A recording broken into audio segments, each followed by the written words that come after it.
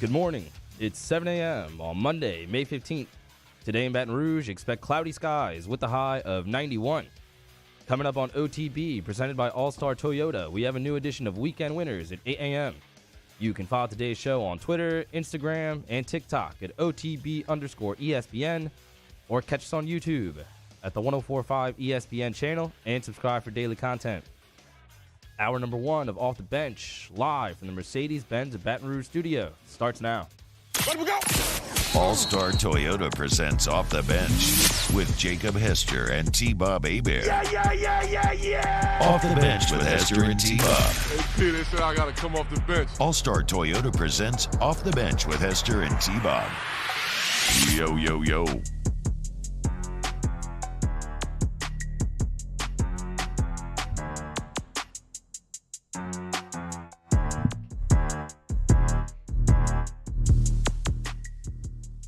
Yo, what's going on, y'all? Welcome in. Hope you're having a solid Monday, May 15th. Gosh, I can't read that. That's not good. Hope you're having a great Monday, May 15th. Hope you all had a wonderful Mother's Day. Shout out to everyone who, celebrated yesterday with grandmas, moms, whoever, the moms in your life. And a huge, massive thank you to all of the moms in our lives. I would love for us to say that, we came in here and it was such a nice Mother's Day. You got to watch LSU baseball, win of the box, spend some family time, have some drinks and whatnot. And yet, instead, disaster at Alec Box for the second weekend in a row. And obviously, we are going to get into all of it this morning. But first, see how everyone's doing. Jake, what's up, man? How you feeling?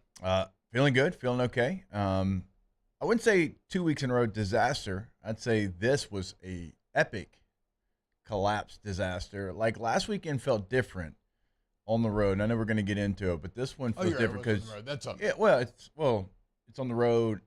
It's a team that is thriving in Auburn. Yeah. I mean, look what they did again this weekend.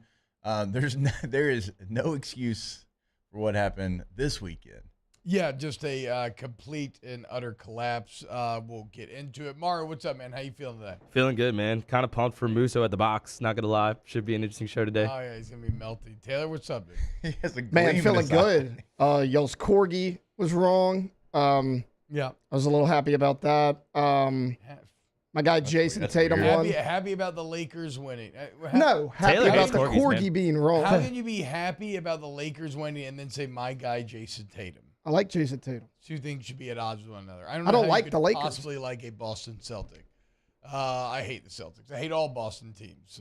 Boston pretends to have a trying sports experience, and yet, for my lifetime, literally no one's had a better sports experience than living in the city of Boston. So screw them. I hope they never win another game their entire lives. Let's go Heat. Yeah, sure, exactly. I have no affinity for the Heat, but I'll absolutely take them over Boston. So a disaster in the box. Let's go ahead and get into it. There's no point in putting it off. It is the second week in a row in which the weekend was so good until it wasn't, right? You can almost split it into two different halves, a very visceral, dark turn after a great start. And I don't know about you, Jake, but we had some baptized to my kids this weekend, and so we had a ton of family in town, and so a bunch of people are all at the house watching the game together. And when it's 13-4, we're all kind of backslapping each other. Like, you know what? Saturday sucked, but hey, at least we won the series, right? Yeah. I was basking in it. I was puckering up and kissing babies all over the place. LSU seemed unstoppable. And then it just, it just all fell apart. And the reason why you've hit this rhythm 2 weekends in a row is because, as Scott Rabley put in The Advocate today, quote, the Emperor has no bullpen, and it's costing LSU at the worst time. The bullpen situation, I had kind of sunshine pumped to at least being I think you can make it through. But this feels different. After this weekend, it feels much more dire and immediate than it has all year. Yeah, so when you look at the starts that you got this weekend, obviously Friday, Paul Skeens is Paul Skeens. He did, what he's been doing all season long. But then you look at what you got in game two. Ty Floyd gives you 6 innings, only gives up 5 hits, 1 run, only walks 1, which is key for him, awesome. Strikes out 10. You feel great about that. even what Coleman gave you, he gave you 2 2/3. He didn't give up a hit. He did give up a run because he had 3 walks, but he had 5 strikeouts. Okay. It's like, okay, all right. So you feel good about how you started the game, but you're right. Like when you look at some of these bullpen numbers, it's not bad. It's awful. And I'll be honest with you, T. I feel just as bad about Saturday's loss as I do Sunday's, because you went into the 8th inning, you had Thatcher Hurd coming into the game, and you had a 2-run lead. Yeah. You should shut the door on that every single time. Instead, he doesn't record an out, gives up 3 hits, 5 runs, all earned, and only strikes out. I don't believe he actually had a strikeout. So you've hit on a walk. You've hit on the you've hit on what is the most shocking, are the most shocking numbers to come out of the weekend, and that is the disparity. If we add up the starting pitching and you add up the bullpen, so as you said, LSU's 3 starters through 15 2/3 innings. In those 15 2/3, they gave up 8 hits, only 3 runs. They struck out 28, and they only walked 5. When you look at the bullpen, 10 1/3. Okay, so just the bullpen only threw 66% of the innings that the starters did, and yet compared to the starters giving up 8 hits and 3 runs, in that 10 1/3, they gave up 23 hits and 21 runs. Over 2 runs an inning, 9 walks, only 14 Ks. I mean, that's enough to make you spit out your coffee. It's funny, Jake, because last week saying pitch to contact. Maybe like pitch to contact a little less, ideally pitching, but like keeping the strikes up, but just less contact. Pitch contact, but just maybe a little less. It's like, you got to do something. Yes. Still forgetting Sarah Marshall, do nothing. I don't know what to do at this point, Jake. Yeah. And the problem is, it's not like they have anybody else left to try. I mean, on Sunday, Jay Johnson talked about he even think that they could go to extra innings because they were just simply out of arms. And that's the scariest part about a bullpen problem to me, is that I don't know, like there is no easy fix. It's not a personnel management issue. It's not, I mean, certainly players and coaches could be doing things better, I'm sure, around the edges that would maybe win in the margins, give you some better positions to close out these games. But the scary thing is, what if they're just not good enough? With the sample size we have, that's the fear that's really kind of nesting and coming home to roost this week. And I know I arrived here later than a lot of you, but I'm also like, I'm a more optimistic person. But this weekend had a bit of that kind of panic button sort of feel as you start to engage, like, what if they're just not good enough? Well, even if you haven't gotten there yet, even if this weekend was it, like, you should fully be there. I'm talking to everybody, obviously, T, not just you, because, like, it was always, well, you had the offense that can outscore. You had the offense that's going to still put up more runs. Well, they scored 13 and lost. Yeah. Like, that's the issue. Like, you scored 13 runs, and you could say, well, they didn't score any in the last 5. Okay, they still scored 13 runs, and so that should be enough to win every single time. On Saturday's game, they scored 4 runs. It's not 13, but they gave you 4 runs heading into the 8th inning.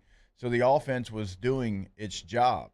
And when you look at last weekend, the Auburn loss, like, you left a lot of guys on base. Well, they fixed some of those issues here in this series. This one's solely going to fall on the bullpen. Yep. Like, there's no other way around it. Like, even with, and you use it in air quotes because he's still Dylan Cruz and he's still getting on base. Even like a slumping Dylan Cruz, like, other guys are picking it up. And look at what Tommy White, look what Hayden Travinsky, all these guys are doing. Like, they're picking each other up. No one is picking each other up in the bullpen, right? And even like teams that I don't feel like were as good as this LSU team, they still had guys in the back end that when you called down to the bullpen, you weren't kind of man, is this the right call? Is this gonna, even last year? Like, what do you always say about Jay and last year? Yeah, they squeezed all the blood from the stones. Exactly, they get most of they could. I think he probably felt better about last year. In fact, I know he felt better about last year's bullpen when he went out there to make a switch than he does this year's bullpen. I mean, it's and that's what's funny, and that's where it's hard to say. And look, I'm not going to sit here and pretend that I know the intricacies of being a pitching coach, Jake, and that coaches change there explains it all. Look, I don't know. I mean, obviously, having a pitching coach change correlating with a drastic drop off like this certainly feels and looks really bad on paper, but like we also know that Wes Johnson is a very proven and very good pitching coach. So I'm not engaging too much with that, but that is where it becomes a bit confusing, Jake, is because last year you didn't feel like you had any arms, but you managed to perfectly place all these puzzle pieces and matchups, and you were doing like 6-7 pitching changes a game, and you finished fourth in Team ERA in the entire SEC. Like you were pretty okay. You had Raiselman that you felt like Vittmeyer, you felt better about him. I mean, you don't you felt better about him. Think about it. Like that's 3 guys that you feel probably better about than anybody you have right now. And to be fair, if and whatever, this is a game that everybody could play, but if not for stacked injuries, you would have 3 guys that you felt good about. Because Shores, Edwards were awesome, and you certainly thought that Grant Taylor was going to be awesome as well. Though I guess that could have gone awry. So yeah, it's and Jake, that's where again it's just like bullpen problems are so insidious and so bad because, like I said, they feel like at the end it's just a helpless feeling. Because the guys just don't seem up to the task, but there's just no other options. You know what it is? It's the literal, like one of the most direct instances, Jake, I've ever seen of a true sports Achilles heel. And I mean like in the Greek myth sense, right? You have Achilles, you have this god of a roster with Dylan Cruz and Paul Skeens and Tommy Tanks, and they have so many abs and they look so intimidating out there in their armor, and yet they have a fatal flaw. They have a fatal flaw that even lowly Mississippi State, who is not a good team at all, is capable of exploiting. And so it doesn't matter how good you look in that armor. You have a just glaring, it's like you're a video game boss. You just have a glaring weak spot that says, hey, hit me here, and you can win. And it's awful for your postseason hopes. Yeah, in the chat, Todd says the sky's not falling. Mississippi State is much better than they've played all year. They lost 6 games by 1 run. That does like that. You might be right, Todd. Like that might be factual, but that doesn't matter. You were up 4-2 in the 8th. You were up 13-4. Like that, you should close the door on that. It doesn't matter how many 1-run games Mississippi State has lost. Like you should close the door on those games. 100%. Instead, Thatcher Hurd comes in on Saturday, doesn't record an out in that situation when you're up 4-2, and then you end up losing 9-4 in the blow up yesterday. I mean, you should never lose a 13-4 game. No. Certainly not if you're an elite baseball team. Now, this team certainly has elite elements, but from top to bottom, they have holes that you're wondering, can those holes stay afloat, right? Or is it going to sink the ship? And because, like, for most of the year, T-Bob, they were able to patch those holes. Yeah. They could patch them, and they could stay afloat, and they could win games. Like, now you're starting to, oh, man, what if you face just a red-hot hitting baseball team, and heaven forbid Paul Skeens doesn't win his matchup. Say he has, again, air quotes, off night, and he gives up 3 runs.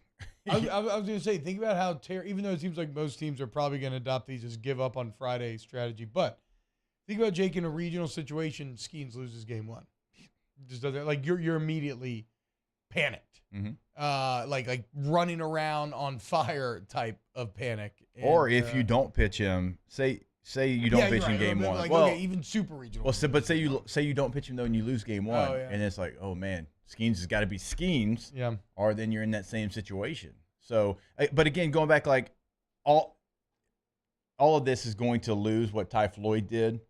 He was awesome in game number 2. He was fantastic, but the bullpen, because you didn't win that game, it's going.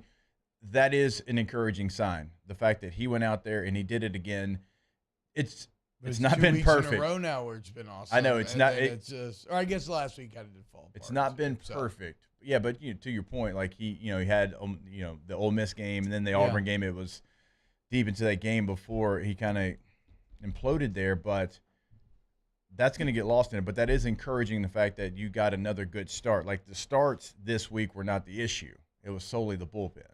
Now, and look, let's be clear. I don't think it's fair to, like, I don't know if like you said, I don't really agree with the mentality that the sky is necessarily not falling. Like, I think it is. There's enough objective evidence now that you have reason to be very concerned about the eventual hopes of this team, because your aspirations are of championship caliber. But you remember, look, never be closed off to new information, and while the newest information we've got are very bad, like there still is the opportunity where some guy figures it out, or maybe Thatcher Hurd ends up being more like the Thatcher Hurd that you saw shut the door last week on Friday compared to the Thatcher Hurd that you saw this Saturday. Like, I'm not saying that it's undoable, but certainly recent trends make it feel like that maybe it will be what ends up doing them in, unless you just get some sort of late season magic here from someone. But I don't know that, what do they say? Hope is not a plan.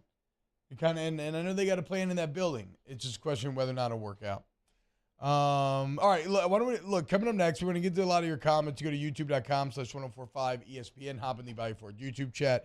And let's talk about what this means with postseason hopes. Maybe look at a little bit at Georgia coming in as well. Keep it locked right here on Off the Bench. Off the Bench with Hester and T-Bob. ESPN Baton Rouge, New Orleans, Alexandria, and 1130 The Tiger.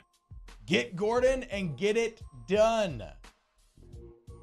The avocado billboards are back. Have you seen them? L'avocat. I had no idea what they meant. I just thought they were very funny because it's an avocado except the seed is Gordon's head.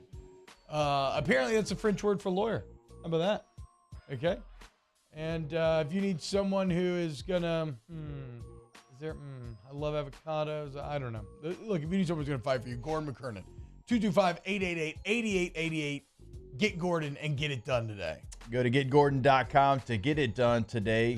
And if you can't pick up the phone, remember you can always get your questions answered right there on the website. You can find a list of cases they can handle for you, past client results, all that is on the website. T-Bob gets it to you all the time as well. The handle on all social medias is @GetGordon. And the phone number, put your area code wherever you're at in Louisiana, followed by the 8s, 888-8888. In times of need, get a full list of phone numbers, websites, and other important emergency information on the Demco Stormwatch page at 1045ESPN.com. When is a taco more than just a taco? When it's Government Taco. Voted best tacos 3 years in a row by 225 Magazine, Government Taco puts the most delicious spin on tacos the capital area has ever seen. With creative combinations like the Magna Carrot, the Filibuster, or the Steak of the Union. Plus perfect tortilla chips paired with the best salsa and queso you've ever had. And happy hour every day from 3 to 6 p.m. and all day on Thursday. Government Taco, 5621 Government Street.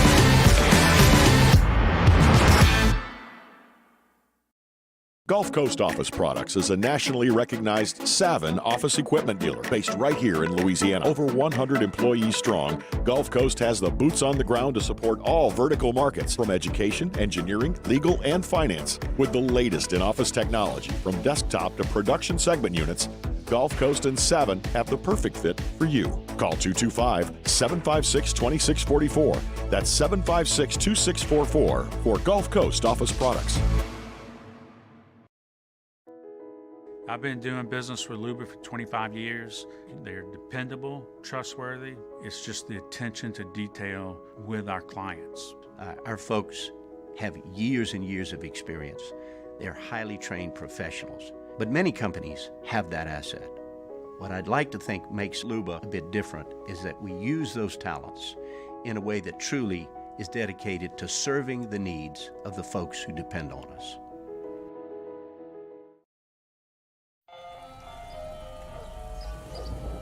Hey there, little buddy.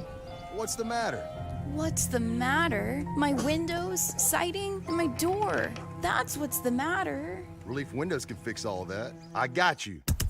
Pop, pop. What's up? Oh my gosh, look! Curb appeal. That's a good-looking neighborhood. ReliefWindows.com.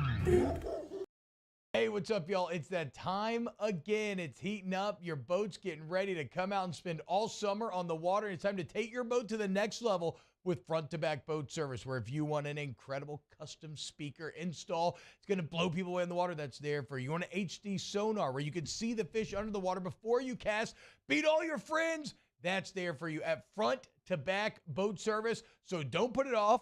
Matt Moscona inviting you to join us for Monday's AFR, presented by Relief Windows. We'll recap LSU Mississippi State from the box and Saints rookie minicamp. Join us for Monday's AFR, 3 to 6, 104.5 ESPN Baton Rouge. Yeah, it's phenomenal. Boy's gonna find his soul. Yeah. It's emotional. Room for us to grow. Yeah. Subliminal, yeah.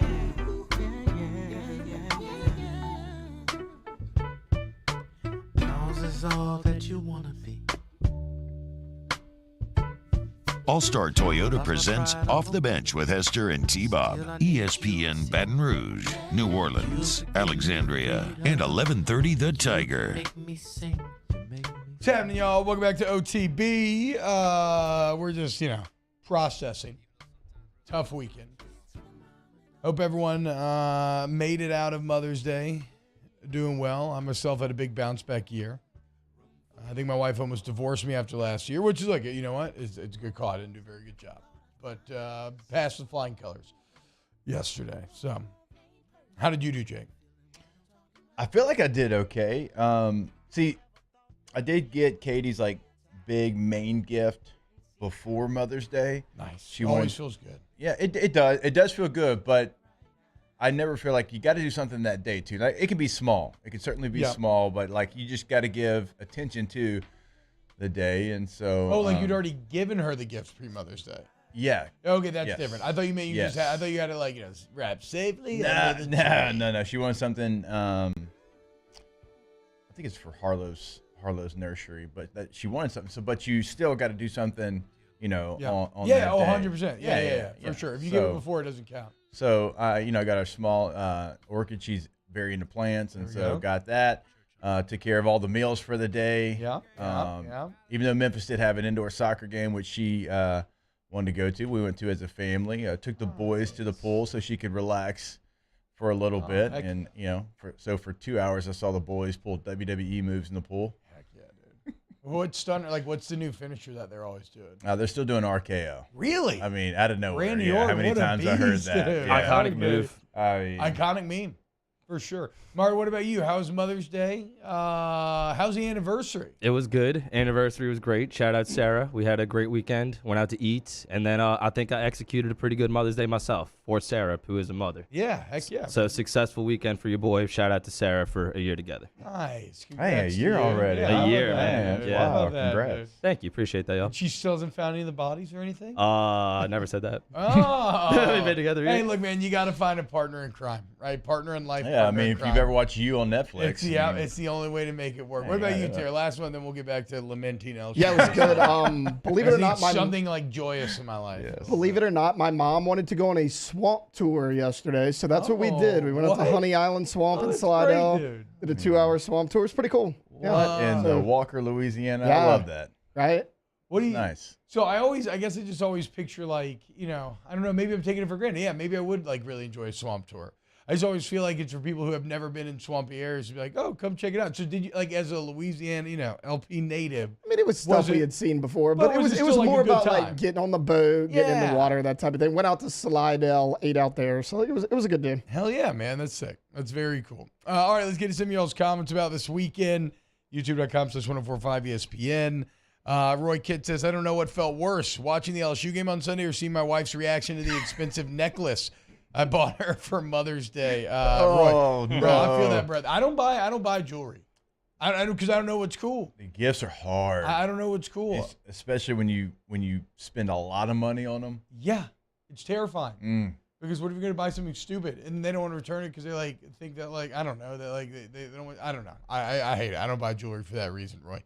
John Joliffe says about this LSU baseball team, best comment I've seen on social media. The best way to describe LSU relief pitching: defecate in your hands and clap. That certainly is graphic, but it is how it felt. watching. I mean, Jake, like we were congratulating when it was 13-4, right? We flipped over to the finals game. Or, you know, we flipped over to the game 7 to watch Doc Rivers blow yet another one, which we'll talk about later. Say, full disclosure, that's what we like to do here on this show. When it was 12-4, that's when your boy went to the pool. Yeah, exactly. Makes sense. Why wouldn't you? When your boy went to the pool. It's supposed to be over. And, you know, there's another guy in the pool. He's like, LSU baseball doing okay? When I left my house, it was 5-4. I was like, bruh, 12-4. 12-4, good. Everybody you're dabbing good. each other up. And, like, I'm in the pool. Like I said, like, we're having fun. Or me and the boys are, you know, I'm getting jumped on by Hudson. He's yelling Spider Monkey and just jumping on me like Talladega Nights. And I get out of the pool, and Katie has a text about LSU baseball because she was back at the house watching. I'm like, what do you mean LSU baseball? Like, surely not. And I look at my phone, 13-13, and I immediately turn on the phone and start watching it. And, it was just getting, it was just getting worse and worse and worse. And it felt, it's just one of those helpless, inevitable feelings. And maybe it looked like bottom of the ninth, you were going to be able to sneak out of it anyway. Just could not come up with the hit. What's the best way to get through Cruz and White? Just put yourself in a position where you straight up don't have to throw to them. it was very. I mean, yeah. When they were coming up, I was like, they're going to want both of them, aren't they? Yeah, but, exactly. In that. Okay, so when you do the defensive subs, obviously, like in different games, like maybe you're up more and you're like, hey, let me put this guy in there. But there's a couple of times this weekend that LSU, you know, the guy that they subbed in for defensive purposes that, you know, came up to bat in big situation. And Milazzo's been great with the bat. This is not me going to be like, oh, blah, blah. I mean, he's batting over 300. He's been great. But in that situation, you would have had Beloso, so it would have been lefty on righty. You would have had a veteran, you know, a guy that's been in there a ton, had a lot of at-bats, obviously sees it from the left side against the righty. So sometimes those situations, they can get you in trouble. And then Jones comes up, right, because defensive substitution where they put him would have been Travinsky. And Travinsky is as hot as anyone in the conference, maybe in the country. I mean, the way he's hitting right now is incredible. And Jones right now, incredible freshman year. A little bit of a freshman wall right now. Yeah. I think he struck out 70 times this year. So a little bit of a freshman wall. I hit it, you hit it. Everybody that's ever played sports at a collegiate level has hit the freshman wall. Yeah. It's going to happen to everybody. Now, different levels of it. So those defensive substitutions, like in a game where you're up that big, you don't really necessarily think they're going to come back and get you, but you would have had Beloso, you know, with the bases loaded, and then you would have had Hayden Travinsky starting off that inning. Yeah, it's tough, man. Like at a certain point, do you start to devalue defensive substitutions because I don't care how good the defense is, you're not actually going to save that much on the scoreboard, right? Like the idea is, hey, we're up 13-4. We can sacrifice a little offense in order to try to guarantee outs, but your pitching's just so bad that it doesn't even matter. And as good as like Hayden Travinsky, again, like going back and it's not just home runs anymore. Like it was like, hey, he's got the potential because he certainly can to hit a home run on any pitch, but now he's starting to hit it all over the place, singles, doubles, home runs. It's like the story he told us here on air, like how Jay was hiding him underneath the dugout so they wouldn't see him so he could warm up and get ready and pinch hit, and he hits a home run, wins the game.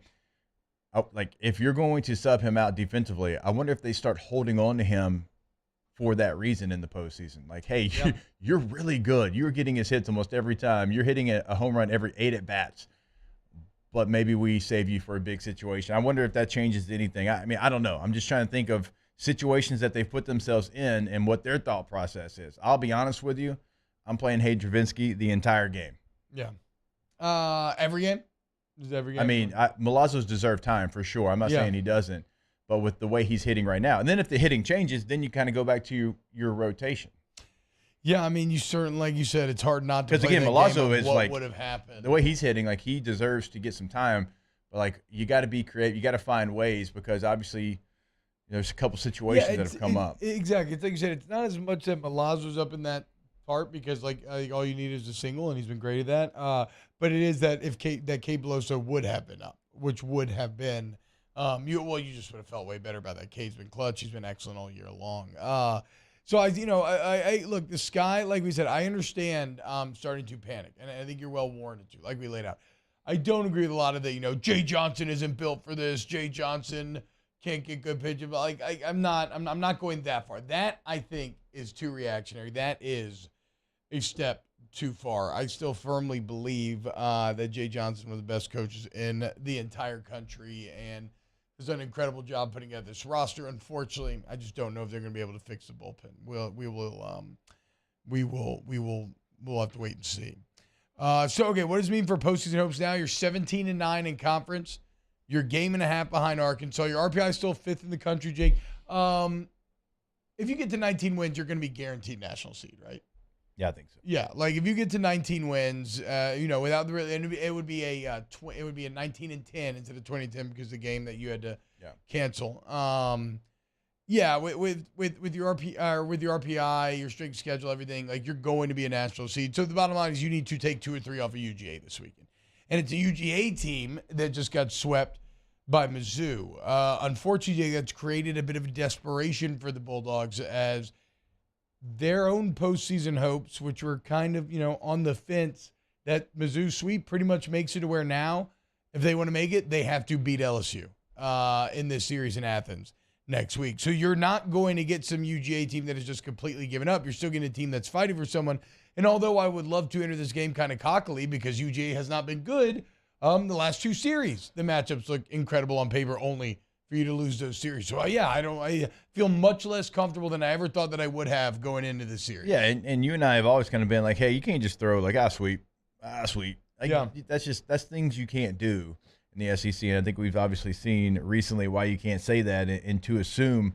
And this team in Georgia has beaten some really good teams. Mm-hmm. Like when you go to the totality of their schedule, they've had some really nice weekends against some really nice teams. And so you're going back on the road. You can't feel sorry for yourself. You have got to truly cut that, and you got to get back to your winning ways, and you got to figure out some things. Like you got to have some come to Jesus meetings. Like every guy in that bullpen would come in my office this week, and the way Jay is, they probably are. Yeah. And I would sit down. I would have a discussion of what I am looking from you. Like when you come into the game, what I expect from you, what you're doing wrong. Like you have got to get that fixed, because right now when you talk about postseason, it doesn't matter how good the starts are from Skeens and from Thatcher, because Saturday night 4-2 in the 8th could have very easily been a Paul Skeens start. Mm-hmm. Right? Yeah, very true. Very true. Very easily could have. Yeah, even down to the 10 Ks and 1 walk. Right? Could have very easily been, and you lost that game, okay? Yeah. So that is what is going to stop you from losing out maybe in a super regional or going to Omaha and having a chance to win a national championship. And UGA has certainly shown that they can beat some really good baseball teams, and they're going to be at home back against the wall. Now, as far as like SEC tournament, you still have Mississippi State and Ole Miss that are out of it right now, but Mississippi State, if they still have a chance to do it. Missouri and Georgia, with what Missouri did this weekend, kind of helped their case, obviously sweeping, but there's still a chance. So to your point, Mizzou, Georgia, they've got to go out there and they've got to win baseball games this weekend. So UGA certainly has something to play for, just like it looked like Mississippi State did this weekend. Yeah. And you had a chance. It's kind of like the A&M situation, football season. You had a chance to step on an opponent rival's throat. You had a chance to really salt the wound, maybe even get their coach fired, and yet you did the complete opposite, which I don't know. I don't know how State fans actually feel, if that's changed them too much on the bonus, but certainly doesn't hurt if you're trying to think about whether or not Chris Monos gets retained. Rivers Huey stopping by and just says a simple happy Monday in the chat.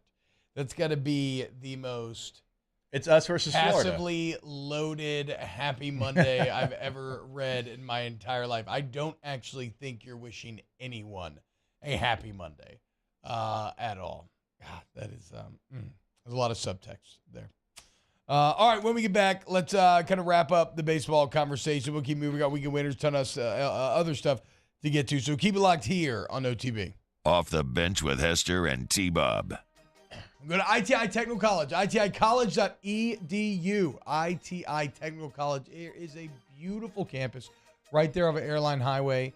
I've had the best times over there touring it, getting to look at the facilities where they have, scale models, 3D models, incredible technology in the classrooms of the very equipment that you will be working on. Because if you're sick of jobs, you want a career, you want to learn a trade, well, in just 2 years at ITI, You get that AOS degree, and then you're ready for the workforce. And like I said, you'll be training on the very facilities that you will later be working on. Change your life for the better.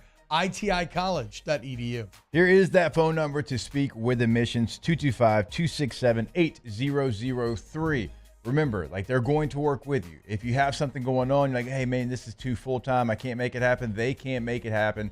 Day and night courses over at ITI College. So give them a call today. Again, 225-267-8003. Our listeners fire off their opinions on the jimsfirearms.net hotline at 499-1045. Keep listening for your next chance to shoot us your thoughts with the jimsfirearms.net hotline on 1045 ESPN Baton Rouge. Hello, Samantha, dear, I hope you're feeling fine. And it won't be long until I'm with you all the time. But until then, I spend my money up right down on my last dime. Come on, in Baton Rouge.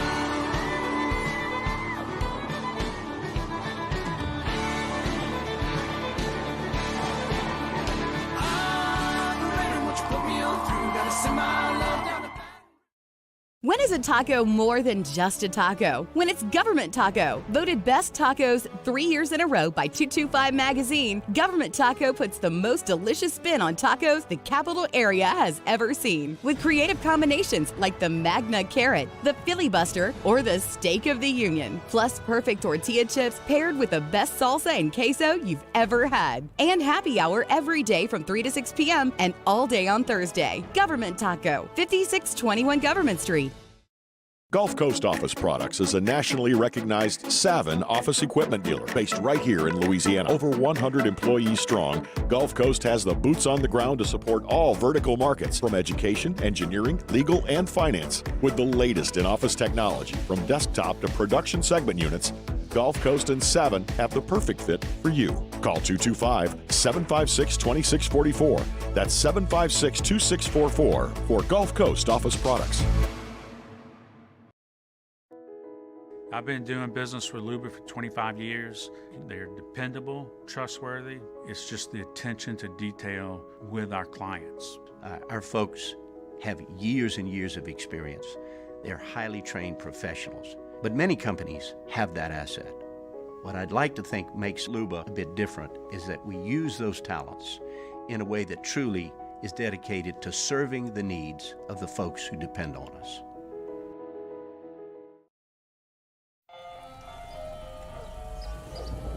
Hey there, little buddy. What's the matter? What's the matter? My windows, siding, and my door. That's what's the matter. Relief Windows can fix all that. I got you. Pop, pop. What's up? Oh my gosh, look! Curb appeal. That's a good-looking neighborhood. ReliefWindows.com.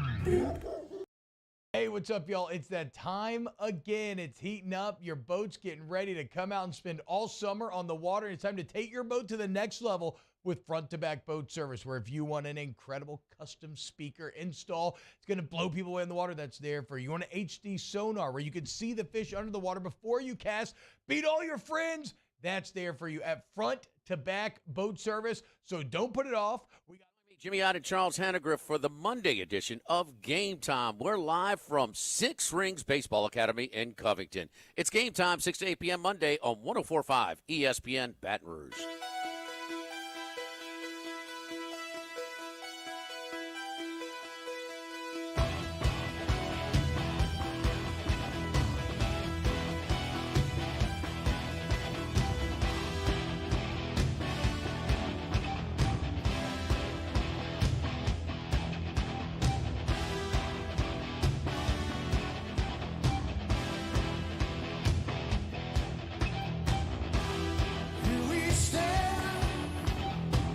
All-Star Toyota presents Off the Bench with Hester and T-Bob. ESPN Baton Rouge, New Orleans, Alexandria, and 1130 The Tiger. Yo, what's happening, y'all? Welcome back to OTB. T-Bob, Jake, Taylor, Mari hanging out with you. Hope you're all having great days out there. Hope you had a great weekend. Again, we're just trying to process the very disappointing series loss to Mississippi State. I'm sorry, boys. Forgot to tell you this. during the break, but there is a link in, where is it? I have the Jay Johnson clip from Jock saying WAFB. I couldn't find the full press conference yet, but Jacques did have some footage that he put out there on Twitter. But I want this with audio. Let me know whenever you got it ready to roll. And because I think it's important, obviously, to get coaches' perspective on everything that happened this week and where it ends up going from here. I will say this, as you prepare to hit the road this weekend, Jake, this might be a bit of good news. LSU at 7-4 on the road in the SEC is actually the only team with a winning record on the road in conference. Everybody else, even the best teams, like even Vanderbilt's like 6-6. Just to give you an idea of how much home field advantage has mattered this year, which I guess also just makes this last weekend all the more disappointing in some awful way. And then when you think about UGA, Jake, I have to imagine that they're just going to let's do the same blueprint that Butch Thompson and Chris Lemonis did, where you basically give up Friday, hope for the best, and then really attack Saturday. Do you all have that ready to go? Okay, here is Coach Jay Johnson. This comes from WAFB on, just kind of some thoughts from the weekend. It's a tough loss, and in my world, this program, these players, this team, it's my entire life, and so when you look, and it's theirs too. So when you look at it that way, it is painful, but we have baseball ahead of us, and that's where we have to turn our focus. But tough loss. Can't make it. In the context of losing a game, probably as difficult as it could be. But we get an opportunity to move forward, and that's what we have to do. These guys that come here, they know what they signed up for in terms of the expectations, and some people, are going to act like the sky's falling after Auburn and this and what happened last night and today. Is it a block out the noise mentality with them and with you? Yeah, I mean, I don't. It has nothing to do with what happens on the field. I mean, with all due respect, it just doesn't have anything to do with what happens on the field. What you want to have is you want to have confidence. And knowing that you've played well enough to win tight games, okay? I think these guys have done a lot of that. We didn't do it last night with a 2-run lead. We didn't do it today. It's at the end of the year. So yeah, you'd love to be, clicking on all cylinders and all that. We're not. So we got to go back to the play. And I thought the intent was great. That guy's a major leaguer that was on the mound to start the game today. I mean, that is an electric fastball. I have no idea how he has a 7 ERA. That is special. And I thought Cade Smith last night was really good. I thought he was really, really good. We didn't do a ton with him, but we put ourselves in position to win the game. We found a way to get that guy out of the game early. They brought in their best reliever. We had a lot of runs on the board.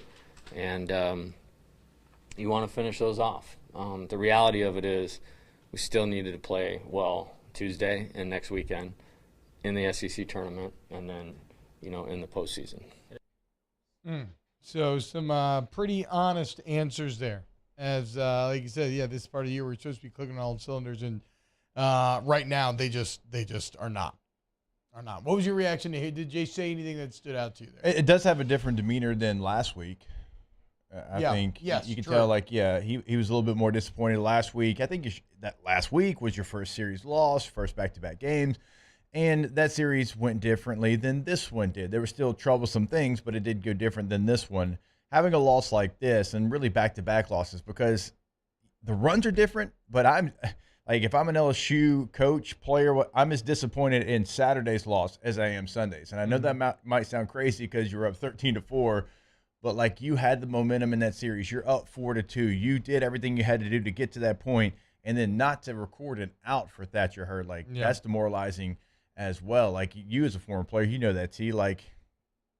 That is, having that. If you win that game, then it's a completely different feel going into that third game. And so it's really back-to-back disappointing kind of collapse losses, even though the score was completely different. Trust me, the players in that locker room felt the same about both losses. And he's right in that, look, man, now there's no time to feel sorry for yourself. You got another game. You got to pick up. You got to move on. But, it'll be – you mentioned kind of the mental roadblock there. Yeah, it's going to be tough.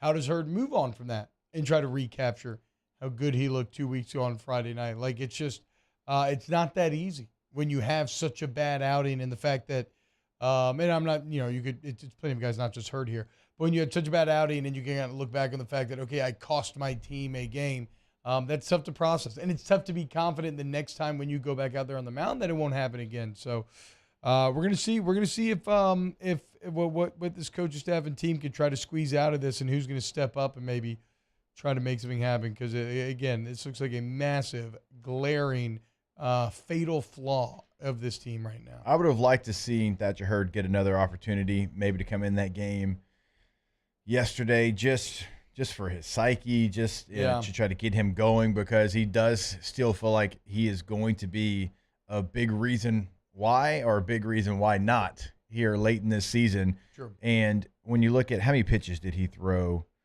the other day, I think he threw somewhere around 17 or 18 pitches. I'll have to look that up on Saturday. So he could have come back on Sunday and certainly pitched in that game. And I thought maybe we would see him, but with the way Riley Cooper stayed in the game, and I know Thatcher Hurd got up in the bullpen, but Cooper felt like he was going to be in that game until somebody won that game.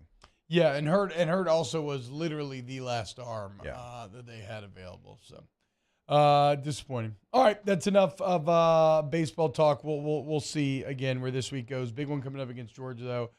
You got to finish the fight, man. Get a national seed. That's all that matters. Get a national seed and then figure it out from there. All right, more OTB next. Off the Bench with Hester and T-Bob. Go to All-Star Toyota of Baton Rouge. All-Star Toyota of Baton Rouge is my favorite dealership right there off of Airline Highway. And like I always say, man, if you love OTB, you can always help us out by supporting the people who help us make this show a reality. And certainly All-Star be chief among it. I mean, you see the sign behind us all the time in here. We talk about it a couple times a day, and that's because they love the show. And look, to be clear, I love going to All-Star. I got that Toyota Sienna minivan, which still made my favorite vehicle I've ever owned. Leased a Camry, which I wasn't expecting, but I went in there with a number. And I was like, this is what I'm comfortable with. And they found me an answer. And they got all the answers to your car queries. Go to All-Star Toyota of Baton Rouge. Yeah, once you go to the website, go and check out the rentals, because summertime is coming up. Maybe you got this week, maybe it's next week when school's finishing up, but summer vacation is coming soon. So if you need a vehicle for that summer vacation, go ahead and rent it from All-Star today. All-Star Toyota of BatonRouge.com. In times of need, get a full list of phone numbers, websites, and other important emergency information on the Demco Stormwatch page at 1045ESPN.com. Get 3.99% financing at Corval Toyota in Opelousas on select 2023 models. We also have a large selection of pre-owned inventory. So come on down to Happy Town. That's Corval Toyota in Opelousas. Happy Town, USA. Hey, what's up, y'all? It's that time again. It's heating up. Your boat's getting ready to come out and spend all summer on the water. It's time to take your boat to the next level with front-to-back boat service, where if you want an incredible custom speaker install, it's going to blow people away in the water, that's there for you. You want an HD sonar where you can see the fish under the water before you cast, beat all your friends, that's there for you at front-to-back boat service. So don't put it off. We got the parts in right now. Get them now before they go back on back order. Front-to-back boat service. All right, let's say ah.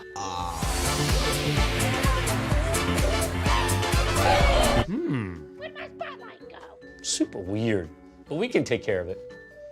Get in and get better at Patient Plus. Follow us on Twitter at 1045ESPN to cast your vote in the Citizens Bank and Trust poll of the day. Vote daily inside Off the Bench, anytime.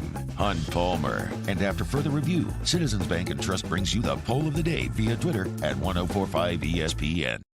Bayou Ford has $15,000 off plus 0.9% APR for 60 months on all new 22 Ford F-150 SCA trucks and incredible deals on all remaining 2022 inventory. All with Bayou's 1 million mile warranty. The crew at Bayou Ford is going to do right by you.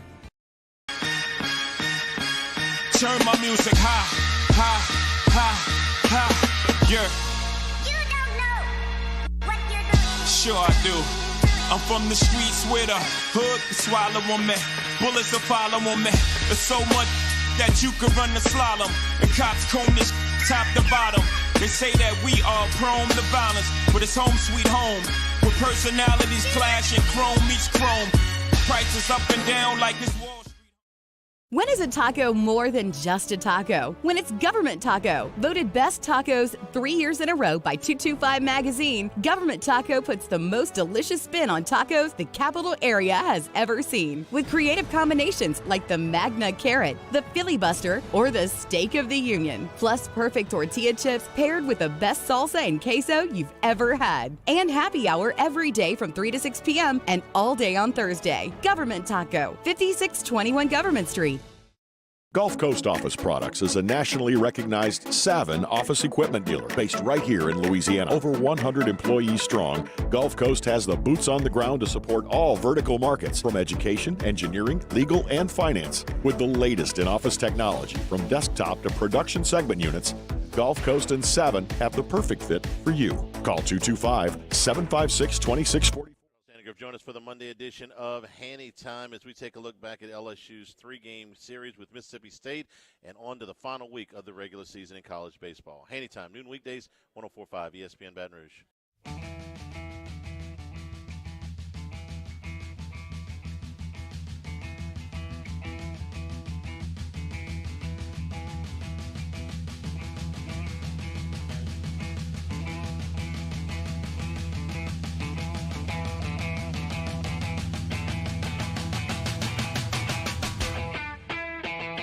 All-Star Toyota presents Off the Bench with Hester and T-Bob. ESPN Baton Rouge, New Orleans, Alexandria, and 1130 The Tiger.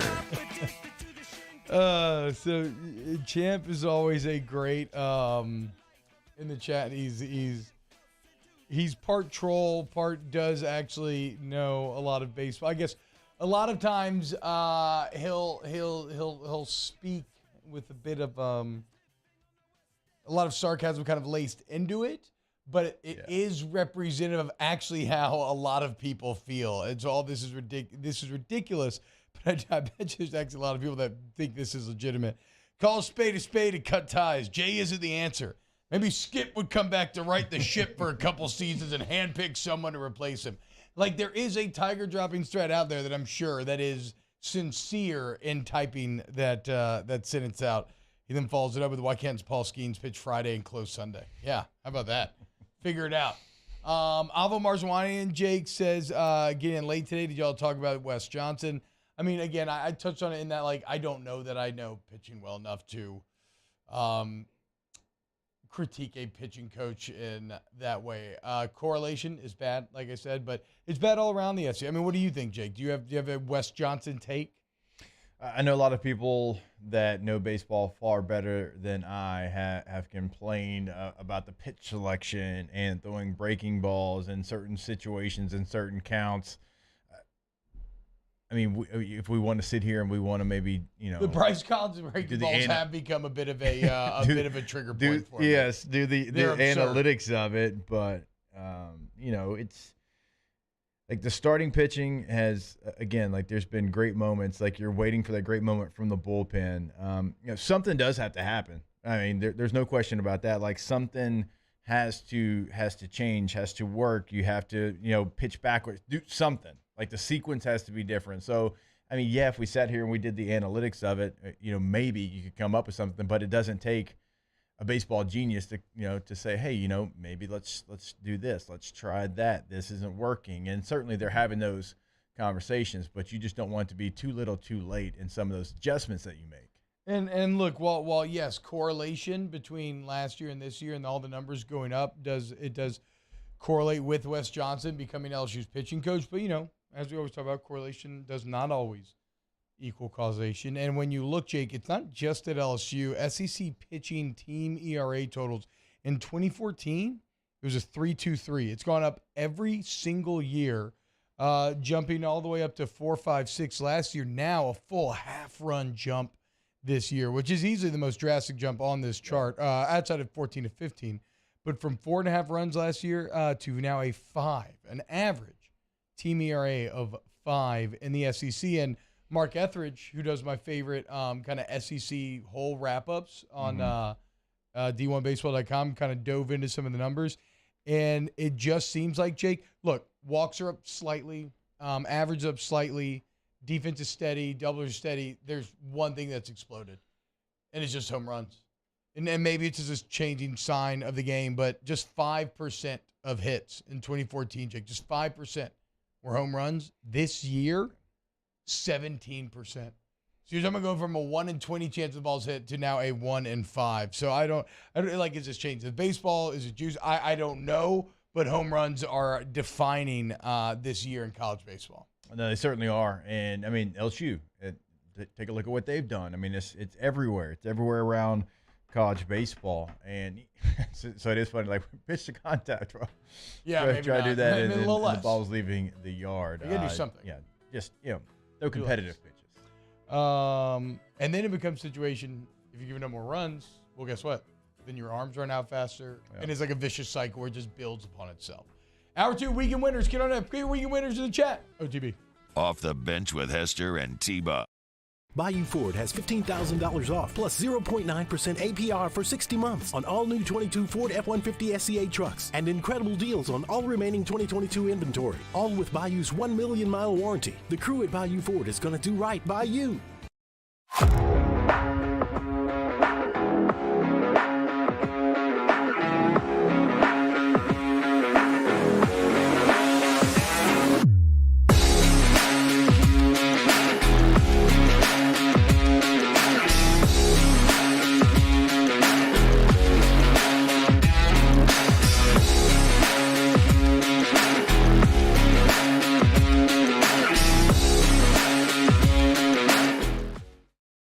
What's up, y'all? It's that time again. It's heating up. Your boat's getting ready to come out and spend all summer on the water. It's time to take your boat to the next level with front-to-back boat service, where if you want an incredible custom speaker install, it's going to blow people away in the water, that's there for you. You want an HD sonar where you can see the fish under the water before you cast, beat all your friends, that's there for you at front-to-back boat service. So don't put it off. We got the parts in right now. Get them now before they go back on back order. Front-to-back boat service.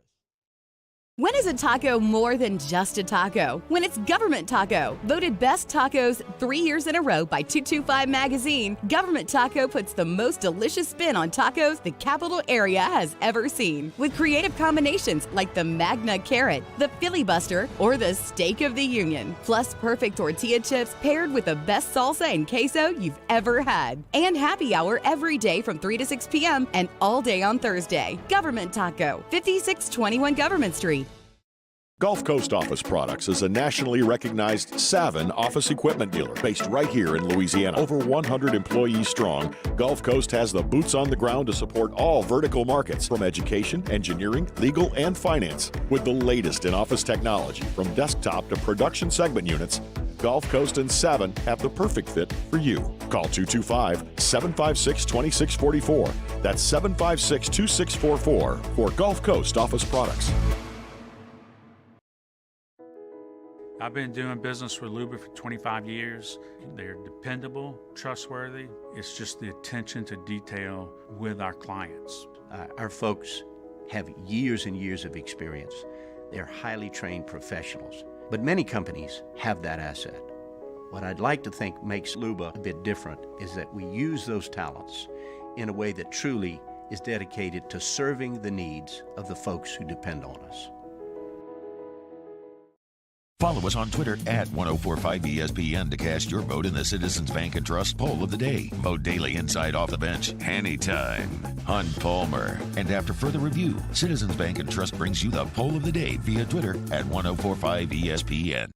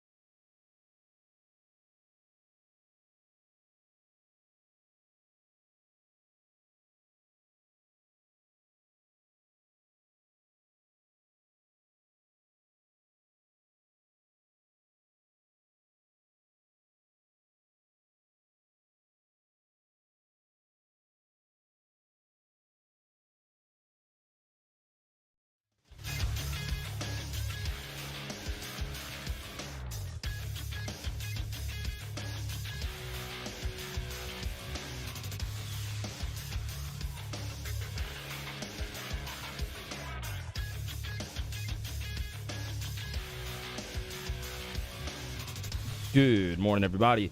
It is 8 a.m. on Monday, May 15th. Today in Baton Rouge, expect cloudy skies with a high of 91.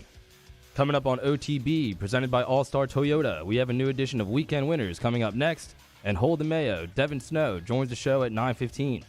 You can follow today's show on Twitter, Instagram, and TikTok at OTB_ESPN, or catch us on YouTube at the 104.5 ESPN channel and subscribe for daily content. Hour number 2 of Off the Bench, live from the Mercedes-Benz of Baton Rouge studio, starts now. Let we go. All-Star Toyota presents Off the Bench with Jacob Hester and T-Bob Hebert. Yeah. Off the Bench with Hester and T-Bob. Hey, P, they said I got to come off the bench. All-Star Toyota presents Off the Bench with Hester and T-Bob. Yo, yo, yo.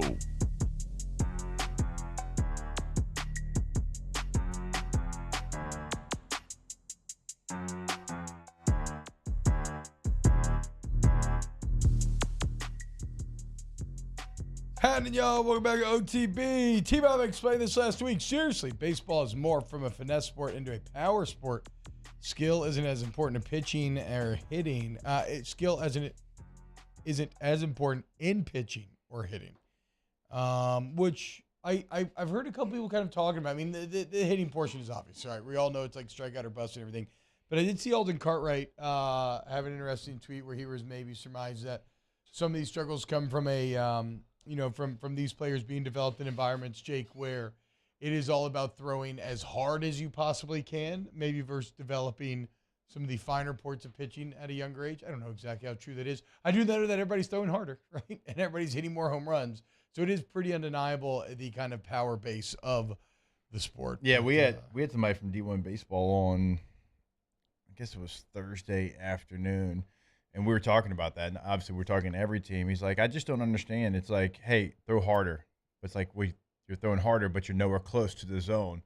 And he was talking, I forget which pitcher. I'd have to go back. He was talking about one of Wake's pitchers. He's like, the guy lives around 91, 92, but you know what? He throws it where he wants to throw it. Yeah. And the guy that throws it where he wants to throw it at 91, 92, I'll take that every time over 97, 98 and nowhere close to the strike zone. And he was talking about the way that they think and the way that they coach pitching or whatever. And I guess kind of going back to our last conversation, but yeah, there is a whole slew of players that's like, I'm going to grip this son of a gun and throw it 98. But yeah. Okay, it's nowhere near the strike zone.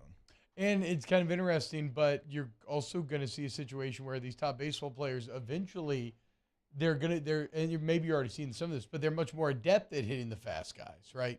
Maybe they lack control because they faced it more. They can stay more disciplined against it, whereas the guy who can place perfectly will start to gain even more traction. But, of course, I mean, whatever. That's just like saying, just be like Greg Maddux. Greg Maddux can throw hard, okay? Why can't you do that? I get it. It's all very tough. So. Yes. Greg Maddux is always the one everybody goes to. It's like, there's one Greg Maddux. But, to the point, though, it is about locating your pitches. It's not, you have to throw hard enough for it to matter, certainly, but it's about locating your pitches and hitting your spots and, being consistent in the strike zone. Yes, I guess the overall point is just that maybe there is a lack of skill development and being changed over for just pure velo development. All right, let's dive in to some weekend winners. That's how winning is done. That's right! We can't have anyone freak out there, okay? We've got to keep our composure. We've got too far. I'm by winning. I win here and I win there. Now what? Are you doing what it takes to win a championship? Wow, winning. Well, then I guess there's only one thing left to do. What's that? Win the whole thing. Bilbo Baggins kicks it off with a weekend loser saying, weekend loser. The guy that said he would give his house away if the 4x100-meter college record would stay this weekend. LSU broke the 4x100 record this weekend. Congratulations to the Tigers as they are now owed that dude's house. My first weekend winner. Fast and the Furious, we're racing for pinks. Yeah, we're racing for mortgages, baby. What you got? You want to take on You want to take on a 30-year debt? Let's do it. I don't think I want the house. I'm just kidding. Yeah. My first weekend winner, the Arlington Renegades. How about it? Bob Stoops, Jake. Bob Stoops. Now XFL champion. Bob Stoops, okay? I mean, correct me if I'm wrong, boys. I'm pretty sure there's only one coach that is both a national champion and XFL champion, and that's Bob Stoops. Yes. There's also only one coach that has a multi-million-dollar tequila brand, and that's Bob Stoops. Show some respect to the legend. There's also one coach who has a role with Oklahoma, kind of coaches sometimes he doesn't. Sometimes like he's in administration, sometimes he's not, but I don't really know. Shout out to Bob Stoops. And that's Bob Stoops. So they were 4-6 they were during bad. the regular season, and then they end up winning the championship 35-26. They beat the 10-win DC Defenders, and shout out to Luis Perez. Don't know who he is, but he's a quarterback that was traded for mid-season. He's been in all these leagues. So he's just been constantly floating around the edges of the league. The Alliance, he was in the XFL the first time. I'm pretty sure he was in the USFL last year. Well, now back in the XFL. Well, and now he's a XFL champion and the MVP of the championship game, 26-36, 280 yards, 3 tuds, no picks for Luis Perez. Shout out, man. Weekend winner. Stoops, Arlington, Luis. My first weekend winner is Notts County. They get promoted to the 4th tier of English soccer. This was a team that Wrexham was fighting with to get promotion. They win the playoffs, so they get promoted. They beat Chris Childers' Chesterfield, and they beat them in penalties 4-3. The game, Chesterfield scored in the 6th minute of the game. They scored a penalty. Notts County comes back in the 88th and scores. So you go to extra time. And Chesterfield scores very early in extra time. It looked like Notts County was not going to be able to find a goal. They get one in the 108th minute. They tie it up, and then they win on penalties. They deserve to go up. They were right there with Wrexham. I think they would have set the record for points in the 5th division if it wasn't for Wrexham who set the record. So they had a very quality season. Now they both get to play in the 4th division of English soccer. How does one arrive at picking a team in the 5th division? How can you say Childers Chesterfield? He has like some like a ownership. tiny he has like a tiny ownership, just like the Wrexham deal. Yes, like that's cool. Some of these clubs are like, oh, people will like be interested in our club, and he bought in to like buying Chesterfield. a little piece of the racehorse off the app, like we talked about. Yes. I like that. Okay, that makes it more. So he has some ownership in Chesterfield. Mario, what you got? I'm going NBA for my first weekend winner, Jason Tatum. He's a beast. As a Heat fan, I'm honestly a little worried about these conference finals. But yeah, let me tell you about Jason Tatum. Game 6, they were facing elimination. They were down by double digits in the 3rd quarter, and he was having an awful game. But then in the 4th, he made clutch 3 after clutch 3. They won that game. And then yesterday, he went for 51 points, which is an NBA record for the most in any Game 7. Okay, there it is. Jason Tatum been leading the Celtics for almost 5 or 6 years now since he got drafted. And might be leading to a championship. So he is my first weekend winner. I just hate Boston, but Tatum. Do you? Yeah, undeniably. All Boston? All Boston. Why? Again, because 2 things. First off, nobody likes the guy who's just always winning, right? It's naturally to want what they have. But beyond that, Boston is doubly annoying because they still think of themselves as kind of like, hangdog or like they think they know adversity, I guess, Jay, right? But I'm 34, okay? If you're my age, all you've known is championships out of Boston and in every single sport. The Patriots always, they won multiple. Celtics won 1 or 2. They end up getting just 2 or one. just 1. Okay, They still played just the in, 1. they played for a bunch. Boston Game 7? They've always been, though, in conference finals constantly. They won the championship. The Red Sox obviously won multiple championships, have been super relevant throughout my life. The Bruins even got themselves a championship and are all super relevant. Now, they certainly got disappointed here recently, but they had an incredible regular season. No, Boston has been the easiest city to be a sports fan in my entire life, and yet they want to claim adversity. You know what adversity is? It's being a Pelicans fan. Ha! It's being a fan of one of the only team in the NBA that hasn't made a conference finals. Us and the Hornets. There you go. Okay, that's adversity, Boston. Shove it up your butt. Anyway, I hope Miami does that to him. What do you got, Taylor? Well, I was going to go Jason Tatum, but I'll go weekend winners. All the moms out there. Yep. Shout out your mother. That's what Ryan Brack in the chat said. Weekend winner, I would say Cajunomics. Love hanging out with everybody on Cajunomics during the streams, and the new commercial feeds are absolutely hilarious. So nice work there. What is that? Jake? It's an if you know, you know situation. I'll tell you during the break. tell you during the break. Okay, all right. Yeah, Whisper in the dark, huh? Yeah. Oh, Okay. yeah. Oh, yeah. Even though you just gave out the name to everybody. Yeah. Shout out and weekend winner to the city of San Diego. It looks like they are going to get an MLS team. Oh, now nice. there is somewhat of some drama with this. They're going to get a team, but it is not the team, the San Diego Loyal, that plays in the lower division that is coached by Landon Donovan. Or he was the coach. Now I think he's a front office member. A lot of people thought they were, because a lot of times here, like you'll have the lower division team, they'll get an expansion team, and that team just becomes the MLS team. This looks like it's going to be an entire new team, new ownership, new organization. So it doesn't look like it's going to be the Landon Donovan-led San Diego Loyal.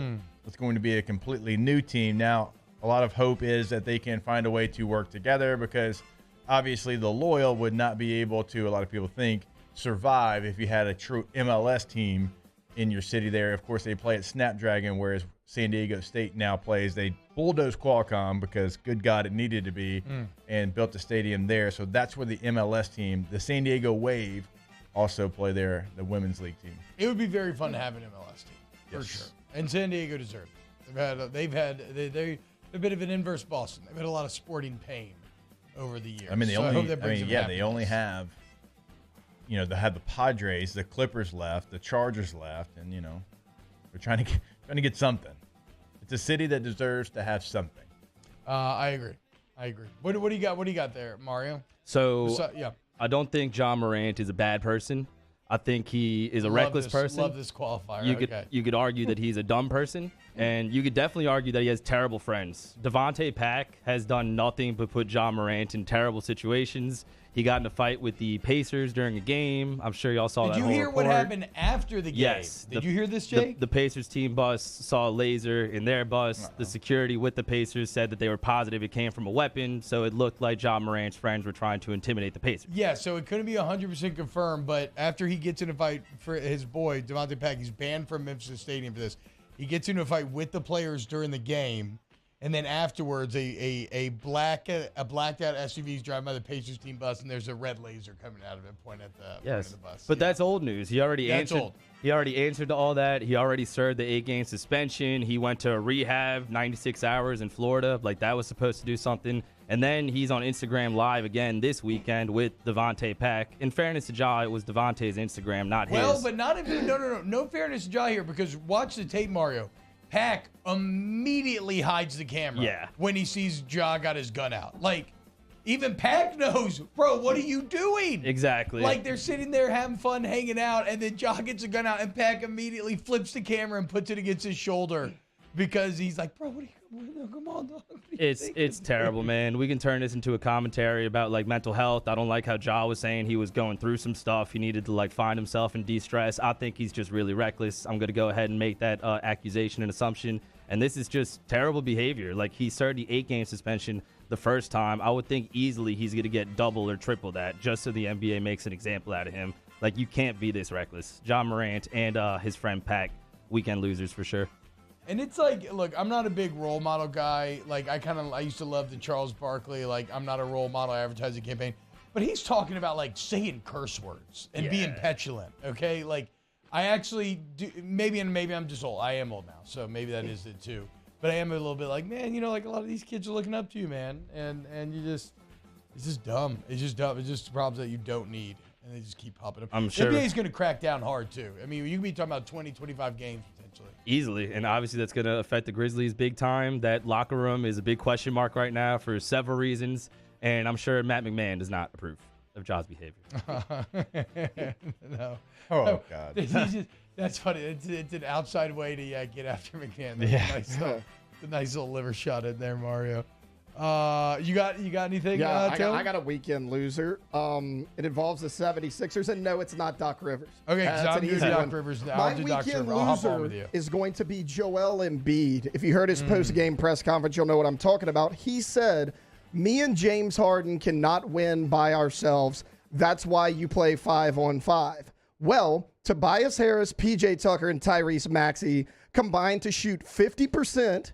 and only had 2 turnovers. Oh, wow. So if you take Joel Embiid and James Harden, they combined to shoot 27% and 9 combined turnovers. So you were a big reason that you lost this game, but you want to push blame on everybody else. Weekend loser, Joel Embiid. Don't do that. Yo, that's a good loser. I missed that, dude. I saw. Well, and then he also said the same exact thing that Giannis said about it's not a failure, it's a stepping stone there. And he goes, somebody earlier in the season said this same thing, and I'm going to use it. I'm like, we all know it was Giannis. Just say it was Giannis. So weekend loser, Joel Embiid. I mean, I understand that attitude is kind of being the almost what you have to adopt so you don't drive yourself crazy, and there is validity there, but you're never going to get fans to agree that's not a failure. I mean, you had the 3-2 lead playing with the game at home, and you choked.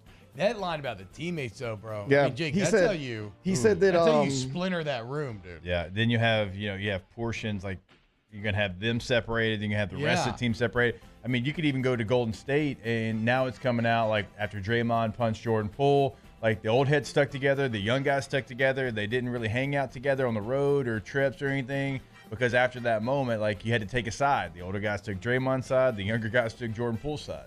Well, not only that, it was Game 7, and let's see what he shot. I'm pretty sure he shot like 5 for 18 in a must-win Game 7 to go to the – Joel Embiid, 5 for 18, 15 points, 5 turnovers. And you're going to say that we can't do it ourselves. We need more help from our teammates. Bad. I mean, that's bad. No, you're the superstar. You're supposed to drop 30. You're supposed to drop 51 like Jason Tatum did. Also, it's kind of soft him being so excited for Tatum after the game. Like maybe text him. I'm not going to go too hard at that because I hate being that guy, but like he was like being a little chummy with him. He was. After he just eliminated his ass. No, just give me just quick Cali dap. And that's what I'm saying. Walking. Keep it moving. Like, hey, y'all see each other later. You don't need to be like, oh, you saved that one for this game. Oh, good job, dude. Get the hell out. Speaking of weekend losers, Doc Rivers. Yesterday was his 16th Game 7. He is now 6-10 in Game 7s, Jake. He has 5 more Game 7 defeats than any coach in NBA history. 5 more than any in history. Meaning second place is 5 Game 7. He's nearly doubled him up.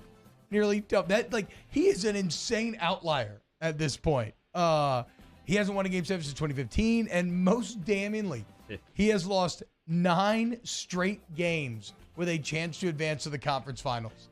So Game 6s, Game 7s, has lost 9 straight games with the conference finals on the line.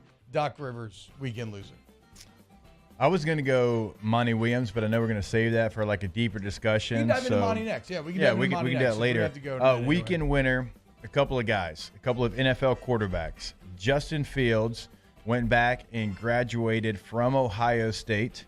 So shout out to him going back, getting his degree. Nice. I did that. That is not easy to do during an off season. It is, you're in school. You are taking school, even if it's online. Like you still have to make sure you're doing what you're supposed to do. The NFL will pay for it, but you have to make passing. Like you have to make A or B, I believe, for them to pay for it. So you can't just show up and get a D and get a degree. So shout out to Justin Fields for putting in the work, graduating. A year after he's been in the NFL. Took me playing too much school. I need to play more football. I waited 7 to do that. Jalen Hurts as well got his master's degree from Oklahoma during the offseason. That is again so difficult to do when you're trying to play in the NFL. Shout out to those 2 young men for going and finishing their degree. That is awesome. Hey, Jalen Hurts, stop being so perfect. A master's? Yeah. You got the bachelor's, right? What are you getting a master's for? You just signed a $250 million contract. Leave some accomplishment for the rest of us. Also, am I the only one? Where did he go to school, Jake? Where did he go back to get his degree? Oklahoma. Oh, wow. Imagine that, all you Alabama fans that are constantly yelling at me about how he still likes y'all. Pathetic. Get out of here. All right, when we get back. I bet if he was in the Baseball Hall of Fame and they said, hey, buddy, you're going into the Hall of Fame, you got to pick a hat. He'd pick an Oklahoma hat, not an Alabama hat. 100%. Just like he got an Oklahoma Masters, too. All right.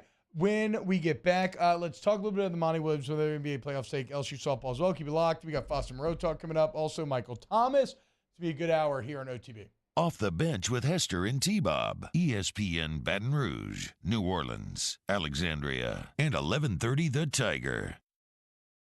Our listeners fire off their opinions on the jimsfirearms.net hotline at 499-1045. Keep listening for your next chance to shoot us your thoughts with the jimsfirearms.net hotline on 1045 ESPN Baton Rouge.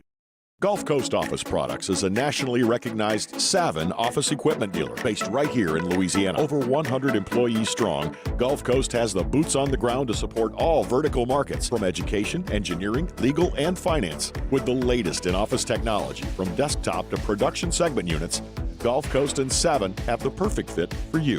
Call 225-756-2644. That's 756-2644 for Gulf Coast Office Products. Bayou Chrysler Dodge Jeep Ram has $20,000 off new 22 Ram 1500 SCA trucks and incredible deals on all remaining 2022 inventory, all with Bayou's 1 million mile warranty. The crew at Bayou Automotive is going to do right by you. Electricity is all around us, and our families depend on it. Every day is sparked by the power of a cold drink or a warm meal, a movie night, and a comforting light at the end of a dark hallway. From sunrise to sunset, playtime to bedtime, our team is ready to take care of your electrical needs. Even in the case of an after-hours emergency, the light in your life shines brighter with Mr. Electric. When is a taco more than just a taco? When it's Government Taco. Voted best tacos 3 years in a row by 225 Magazine, Government Taco puts the most delicious spin on tacos the capital area has ever seen. With creative combinations like the Magna Carrot, the Filibuster, or the Steak of the Union. Plus perfect tortilla chips paired with the best salsa and queso you've ever had. And happy hour every day from 3 to 6 p.m. and all day on Thursday. Government Taco, 5621 Government Street. Hello, Samantha, dear, I hope you're feeling fine. And it won't be long until I'm with you all the time. But until then, I spend my money up right down on my last dime. Come on, in Baton Rouge.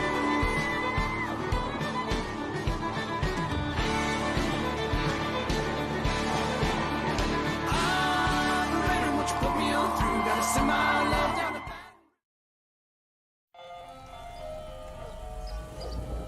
Hey there, little buddy. What's the matter? What's the matter? My windows, siding, and my door.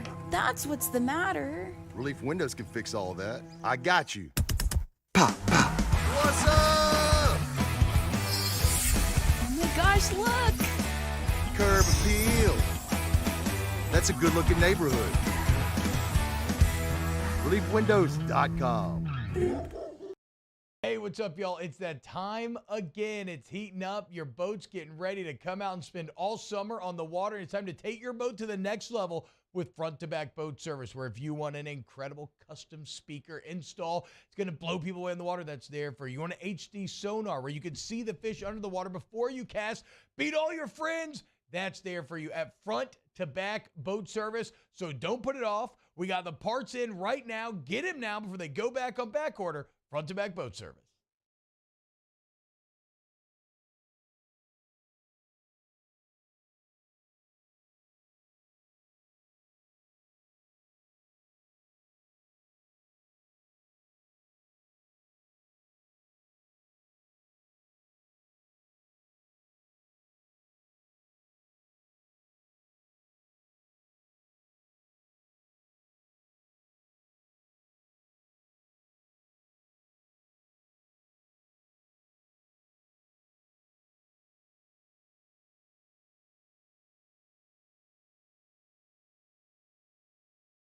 It's Hunt. Happy Mother's Day to all the moms out there. Join me for a Monday edition of the Hunt Palmer Show. Has LSU done enough to clinch a top 8 national seed? We're talking about it. Hunt Palmer Show, 1 to 3 weekdays, 104.5 ESPN Baton Rouge.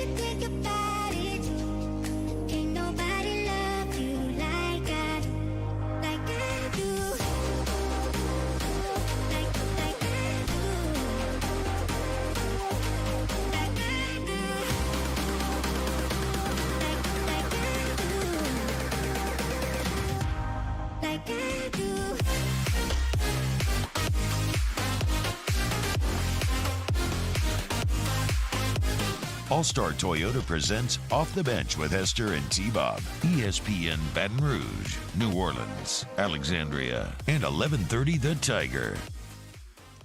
Yo, what's going on, y'all? Happy Monday. Hope you're having a good one. A lot of talk in the chat about Stetson Bennett not graduating from UGA. I had no idea this was the case. Like, if you're hearing for the first time, you already know the joke. Like, obviously, the joke is, how do you go to college for 6 years and not get a degree? I mean, even Tommy Boy ended up getting a degree, right? Now, it might have taken him 7, though. Took him 7. Yeah, but he ended up with that degree. Yeah, some Van Wilder talk in the chat as well. I don't know if Van Wilder ever graduated. I don't remember. I think he did at He the end of the did. Remember, because he Yeah, aced the professor's test, and the professor was like, I bet on you the whole time, even though he hated him in the movie. yeah, I think he did classic. graduate at the end. Yeah, but Terry Saturday showed him the down. finer things in life. Yeah, changed his life. Tara Reid. Whoa. Yeah. Saturday Down South was breaking it down, and I knew that he had not at the point of the football season, but I was like, oh, well, surely he graduated in the fall. That's hard to do. I mean, I was almost done at 3.5. You probably were close to the same as well. No, I just did 4.5. You know, like the classic red shirt, just like planned it out. So I got done right after I got done with football. I had no emphasis to or no incentive to try to graduate early. Like, I would just sign up for 15 hours and cut down to 12 every time. 15. Let's see which one I'm struggling in. Yeah, cut like down which to one 12. seems like the most? Yeah, I don't want to do this. All right, yeah, and then you're getting dropped. You're getting dropped week 1. But what have you been doing, and how do you stay Football, eligible? okay? Yeah, but how do you stay Like eligible? I said, I need a little more football from Justin Fields. That whole time. I guess he was just always right ahead of whatever percentage of the degree you had to have done. Had to be skating on that line. Yeah. Every semester. I agree. Okay, let's see if there's any other. Well, actually, I'll kind of troll chat for a little bit. Some of the other big news, though, in the NBA is that Monty Williams fired from the Phoenix Suns. Now, this feels obvious to me, given that they have a new owner, right? And he did the KD trade, hoping for big things. It didn't happen. Word on the street is Ishbia may have never warmed up to Monty in the first place, and he wasted no time in firing Monty Williams. Mario or Jake, who wants to start here? I know that you have very strong feelings on that. I mean, I have like a quick point, and Mario obviously knows Monty Williams from his time with the Pelicans, so I'll let him have a bulk of it. But to go NBA Finals, conference semifinals, and to do it with, you could tell the players enjoy him. You can tell they play for him, and there's a great chemistry there. To fire someone after going 3 years like that, and did you go for everything this year with that trade? You did. But also, like, when you take a look at it, just because you went for everything doesn't make it a good basketball decision. You lost key pieces, so I'll let Mario kind of take over that part. Yes, I think Hester's on the money. Monty had a really tough job. Yes, you had Kevin Durant, but he never really had a set rotation because it didn't have that depth. And that's part of a lot of the complaints from Suns fans is that he kind of went by feel in the playoffs, and it completely backfired on them. So you could argue he could have done better this time around, but to Jake's point, that was a really tough situation. And this is the person that made the Suns relevant, like not even just a trip to the finals, but the bubble before that, the development of Devin Booker. I don't think it's a good basketball move at all. I understand the owner's trying to make a new splash. He has a basketball background playing in Michigan State, but I don't think this is a good move for the Suns, and it's going to be a completely different team next year. Like, there are reports that they're going to shop Chris Paul, potentially make a trade there. DeAndre Ayton had a terrible playoffs. I don't think he's safe either. It's going to be. He's already been on, like, hasn't he kind of have a rough relationship with the coaching staff of the team, or the front office, basically? Well, he did with Monty, too, so maybe that helps him staying. But either way, the Suns are going to be a totally new-look team, and it's really high risk for the new owner, given the run that they had. And like I told you during the break, it reminds me, honestly, a lot of the Pelicans in 2015. They were ascending. They fired Monty Williams, thinking they could bring in a better guy, and the hiring of Alvin Gentry completely backfired. So the Suns are risking the same thing here. So I think the only reason, because I think y'all are actually, the very good points on everything in terms of whether or not it was actually a good trade, and is Ishbia biting off more against you, firing him, and how he's going to change everything over. I agree with all that. I don't know if I agree with the Pelicans analogy 100%. Because, yes, in the year with Monty and the Pelicans, they were ascending, and they had just made the playoffs, right? Even ascending that far. I guess the difference here is, though, they're technically descending, right? Like they had been to a higher water mark and they've taken steps back. And that's why he gets fired. Yeah. If they had gone farther than they had, which I guess is impossible given that they went to the finals. But if they had like made the finals again, I don't think you get fired there. Then it's the fact that you took a step back. But whatever, that's just like a minor little difference when it comes to, is this like the Pelicans? I agree with y'all. He probably should have been fired, but also like we can all see that, or do we agree that that's just what new owners are going to do? Right? Yeah. Like the new We've boss seen just it. wants his guy in there no matter what, Jake. We've seen this happen 3 times this offseason. Mike Budenholzer won the championship 2 years ago. Nick Nurse a year before that. They're both out. Now, Nurse hadn't had the success, but, I mean, look where the Bucks were in the playoffs this year. They were a couple games away. Best record in the league. Yeah. I mean, we've seen it. And then Budenholzer's brother died. That's the part that I can't get over that. That's just that's pure insanity. Well, and from a basketball, is it a good move? No, but like you said, I mean, it was one of those things where he's like, I'm going to bring in KD. I'm going to give you all the pieces that I think we can get to win a championship. Yeah. If not, I'm going to tear it down and I'm going to build it the way I want to. Was it a good decision? No, but I'm not completely shocked by it either. Yeah, if you spend billions of dollars, you're going to like want it like how you want it. And that's just, I know some people, and certainly Suns fans, and I bet Playboy Marty had a He's rough down bad time. right now. They're kind of saying, yeah, it's just like when the Suns traded for Shaquille O'Neal, and that was in 2008. Steve Kerr was actually the GM of the Suns at the time. But remember, Shaq, when he got traded from the Heat to the Suns, it was only for 2 players, right? It was only so you trade 1 for 2. That doesn't really change your roster. This trade for KD, you got TJ Warren and KD, so you got 2 players, but you lose Bridges, you lose Johnson, you lose Crowder, 3 very key pieces that fit exactly what you needed them to do for your team. Yeah. And you also gave up 4 first-round picks. 4 first-round picks and 3 players that are any of those players KD, not even close.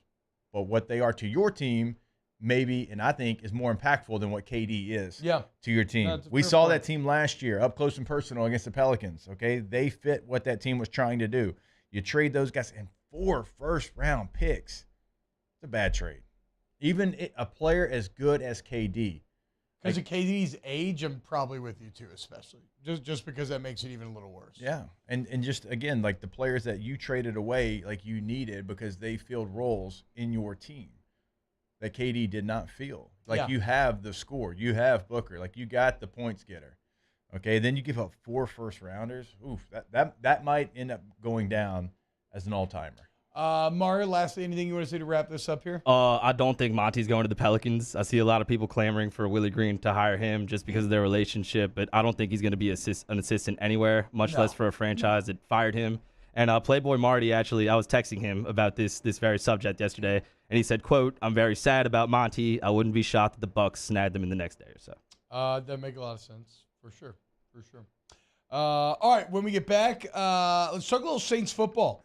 As some Foster Moreau news, and within the Foster Moreau news, I found some Mike Thomas news that I thought was actually pretty shocking. So we'll break that down next here on OTB. Off the Bench with Hester and T-Bob. In times of need, get a full list of phone numbers, websites, and other important emergency information on the Demco Stormwatch page at 1045ESPN.com. There it is, the extra mile, on the border of expected and extraordinary, for those willing to go further, like vans customized for work or play, with safety and tech to keep you connected. Supported by a 5-star sales, service, and finance team, and backed by the 1-star you know. So go the extra mile. It's never crowded, because so few have what it takes to go there. Mercedes-Benz Vans.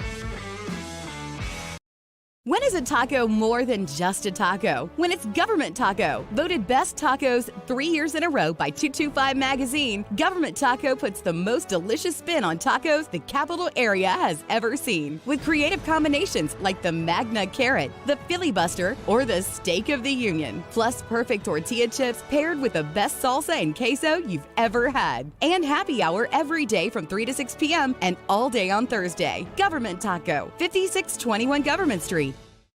Follow us on Twitter at 1045ESPN to cast your vote in the Citizens Bank and Trust Poll of the Day. Vote daily inside Off the Bench, anytime. Hunt Palmer. And after further review, Citizens Bank and Trust brings you the Poll of the Day via Twitter at 1045ESPN. The world's leaders in obesity research, obesity medicine, and obesity science are right here. We're doing something that no one's ever done or trying to answer a question that no one's ever asked before. Pennington is a real jewel when it comes to research. We are finding the solutions to the world's worst chronic disease, which is obesity. Louisiana needs Pennington Biomedical.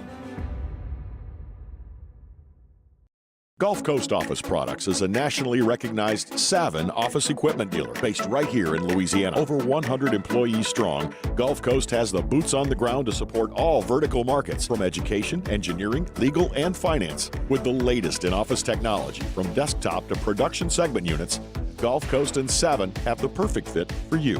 Call 225-756-2644. That's 756-2644 for Gulf Coast Office Products.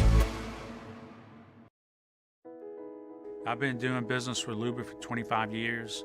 They're dependable, trustworthy. It's just the attention to detail with our clients. Our folks have years and years of experience.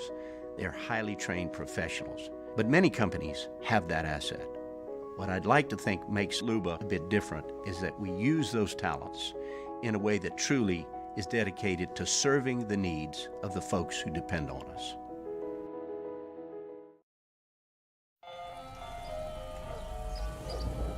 Hey there, little buddy. What's the matter? What's the matter? My windows, siding, and my door. That's what's the matter. Relief Windows can fix all of that. I got you. Pop, pop. What's up? Oh my gosh, look! Curb appeal. That's a good-looking neighborhood. ReliefWindows.com.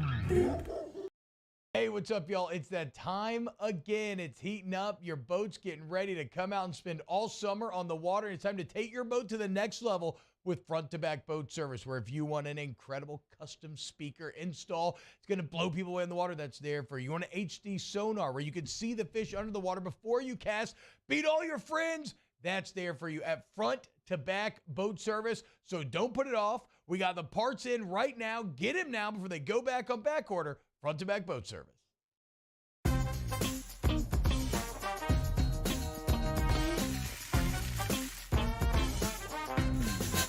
Matt Moscona inviting you to join us for Monday's AFR, presented by Relief Windows.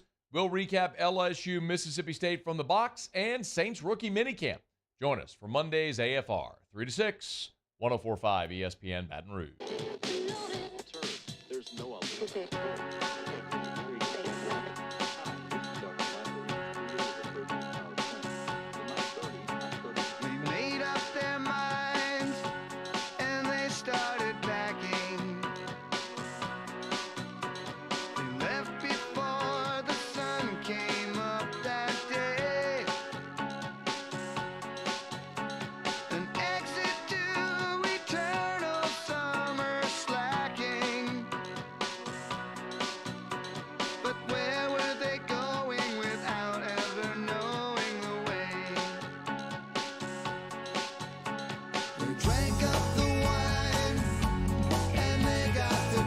All-Star Toyota presents Off the Bench with Hester and T-Bob. ESPN Baton Rouge, New Orleans, Alexandria, and 1130 The Tiger.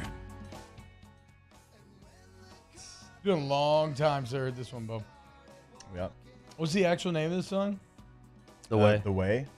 Fastball. Yeah.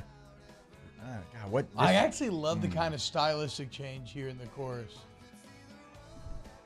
It suddenly just kind of becomes this like happier Bob type deal right there. Yeah, this was, I know I talk about it and y'all don't know what I'm talking about because y'all didn't have it, but this is a Channel 1 staple as well. Shout out Channel 1. Yeah, shout out Channel 1. God. And I heard they folded too. It's a shame. R.I.P. R.I.P. Channel 1. Used to hear that TV getting rolled into the room. You're like, oh, it's a Channel 1 day today. I do remember the TV being rolled in the room, but it was always just VHSs. It was never a live cable feed or anything. That's how I told y'all this, but that's how we got the TVs at Evangel.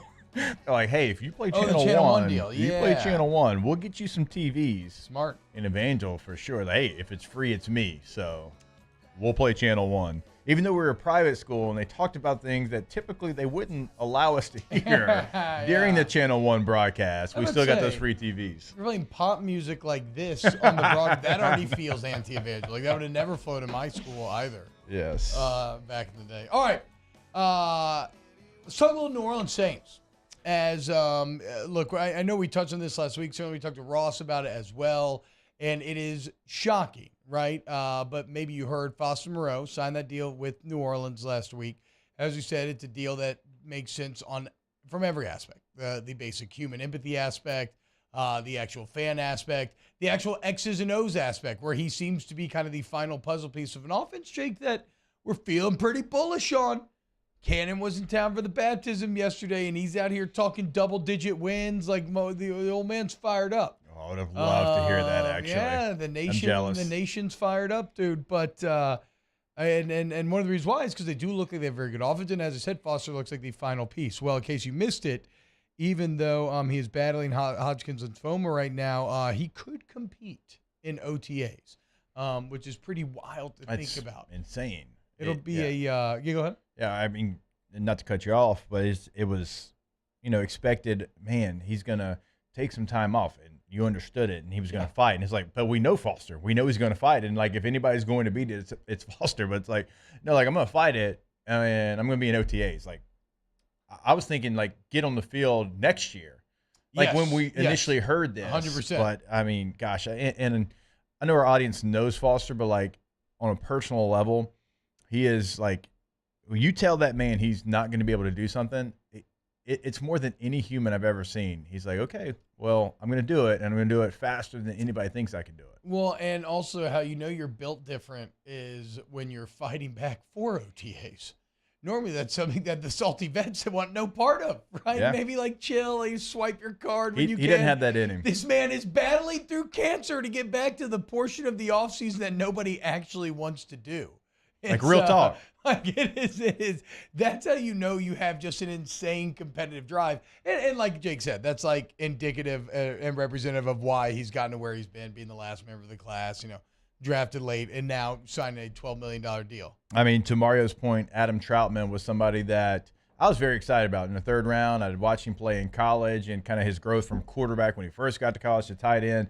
And there were some nice moments in line blocking for sure.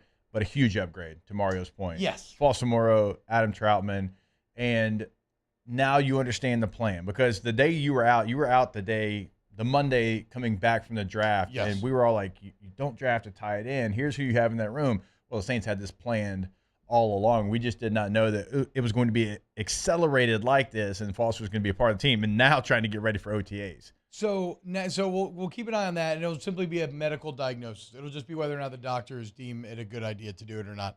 But what's crazy is Daniel Salmon was on the Rich Eisen show talking about this, and he was asked about Mike Thomas, and he said the vision for Thomas is to have him ready for training camp. And then he said that Thomas had some hardware taken out of his foot a week or a week and a half ago. Jake, he was on the Rich Eisen show yesterday. So they've obfuscated all information around Mike Thomas. We've never actually known what's really going on, but this man still had hardware in his foot a week ago and just got removed.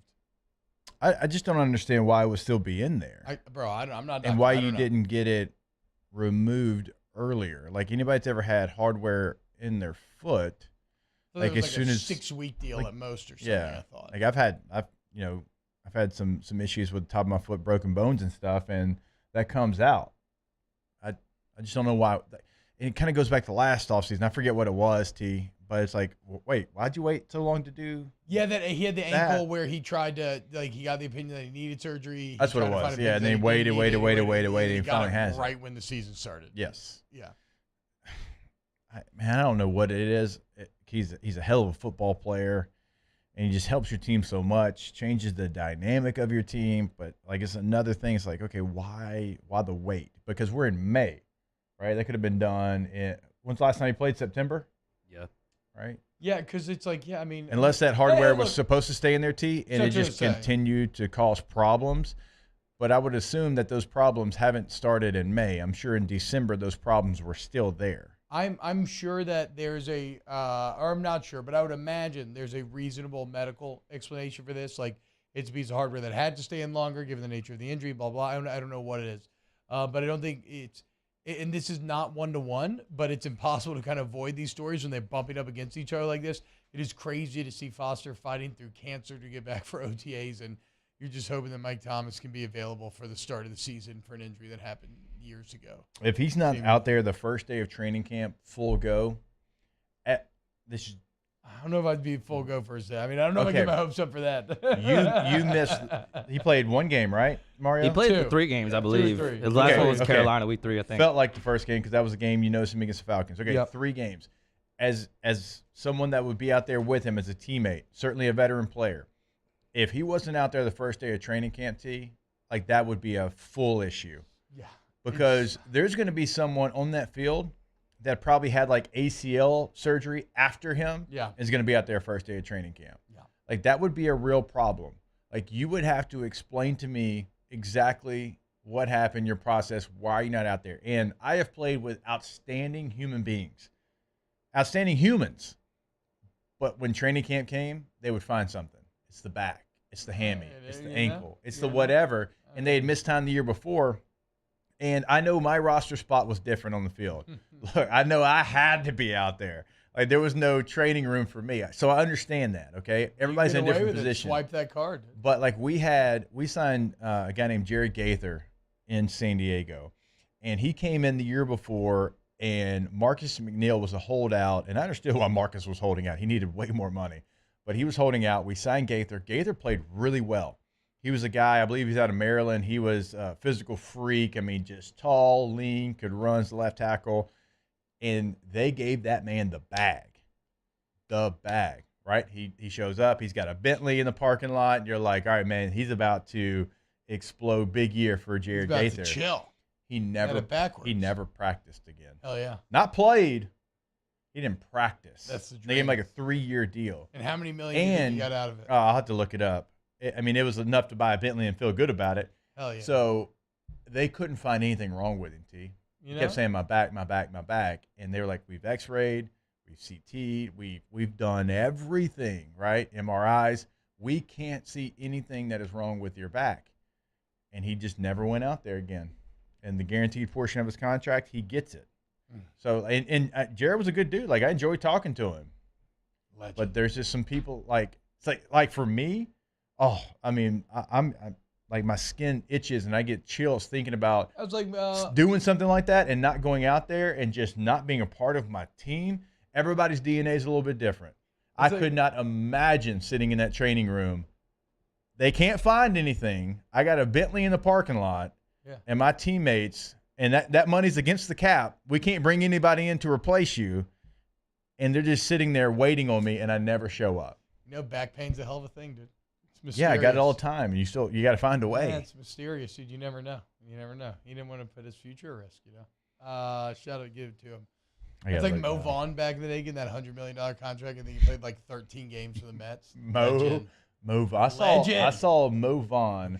What's the mall right there in the Riverwalk? Is that what it's called? Riverwalk. I saw him in there in New Orleans randomly. What? And he had on diamond earrings, huge diamond earrings. They were, I mean, I was a young fella. And the laces in the diamonds, so it was a baseball, like a huge diamond, were rubies. Hell yeah. It was a baseball, diamonds with rubies as baseball. And I was like, that is the coolest thing I've ever seen. Those cost a pretty penny, I would imagine. Oh, yeah. Probably after the contract. $100 million contract. He's golden, fully guaranteed. I don't know why he was in New Orleans. All right, we got to go to break. We along. More OTB when we get back. Off the Bench with Hester and T-Bob. Go to Riverlands Insurance, riverlandsinsurance.com. Call 225-206-1517. It's Thomas' email, cell phone number, 225-206-1517. Thomas will shop around for you, and it doesn't matter what the insurance is, right? They do it all. They're from Louisiana, so they understand the unique kind of quirks and intricacies of this market and how to navigate it, save you money while getting you better coverage. Like, take your home insurance, for instance, Jake. It's probably just rolled into your mortgage. You may not actually even realize what you're paying. You call that number, 225-206-1517. You save hundreds to thousands of dollars potentially. So what are you waiting for? Do it now. Do it. Like literally do it now, because we have had listeners that have done it right now during the live read, and they've saved thousands. And you can do it now because Thomas is going to answer. That's why we give you the cell phone. We don't give you the business number. We give you Thomas's cell phone. He is going to answer. He is going to have a conversation with you and see what he can do for you today. 225-206-1517. Our listeners fire off their opinions on the jimsfirearms.net hotline at 499-1045. Keep listening for your next chance to shoot us your thoughts with the jimsfirearms.net hotline on 104.5 ESPN Baton Rouge. Turn my music high, high, high, high. Yeah. You don't know what you're doing. Sure I do. I'm from the streets where the hood can swallow on me. Bullets will follow on me. There's so much that you could run the slalom. And cops comb this top to bottom. They say that we are prone to violence, but it's home sweet home. With personalities clashing, chrome meets chrome. Prices up and down like it's Wall Street. When is a taco more than just a taco? When it's Government Taco. Voted best tacos 3 years in a row by 225 Magazine, Government Taco puts the most delicious spin on tacos the capital area has ever seen. With creative combinations like the Magna Carrot, the Filibuster, or the Steak of the Union. Plus perfect tortilla chips paired with the best salsa and queso you've ever had. And happy hour every day from 3 to 6 p.m. and all day on Thursday. Government Taco, 5621 Government Street. Bayou Chrysler Dodge Jeep Ram has $20,000 off new 22 Ram 1500 SCA trucks and incredible deals on all remaining 2022 inventory, all with Bayou's 1 million mile warranty. The crew at Bayou Automotive is going to do right by you. Gulf Coast Office Products is a nationally recognized Savin office equipment dealer based right here in Louisiana. Over 100 employees strong, Gulf Coast has the boots on the ground to support all vertical markets, from education, engineering, legal, and finance. With the latest in office technology, from desktop to production segment units, Gulf Coast and Savin have the perfect fit for you. Call 225-756-2644. That's 756-2644 for Gulf Coast Office Products. I've been doing business with Luba for 25 years. They're dependable, trustworthy. It's just the attention to detail with our clients. Our folks have years and years of experience. They're highly trained professionals. But many companies have that asset. What I'd like to think makes Luba a bit different is that we use those talents in a way that truly is dedicated to serving the needs of the folks who depend on us.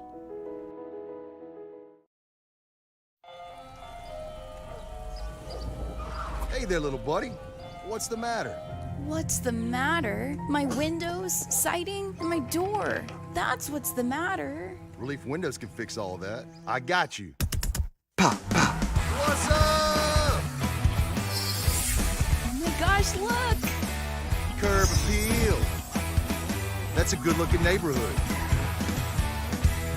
ReliefWindows.com.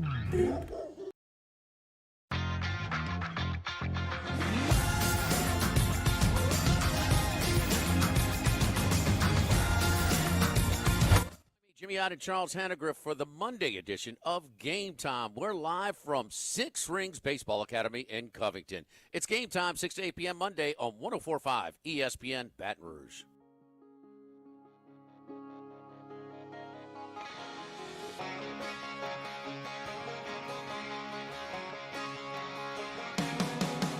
All-Star Toyota presents Off the Bench with Hester and T-Bob. ESPN Baton Rouge, New Orleans, Alexandria, and 1130 The Tiger.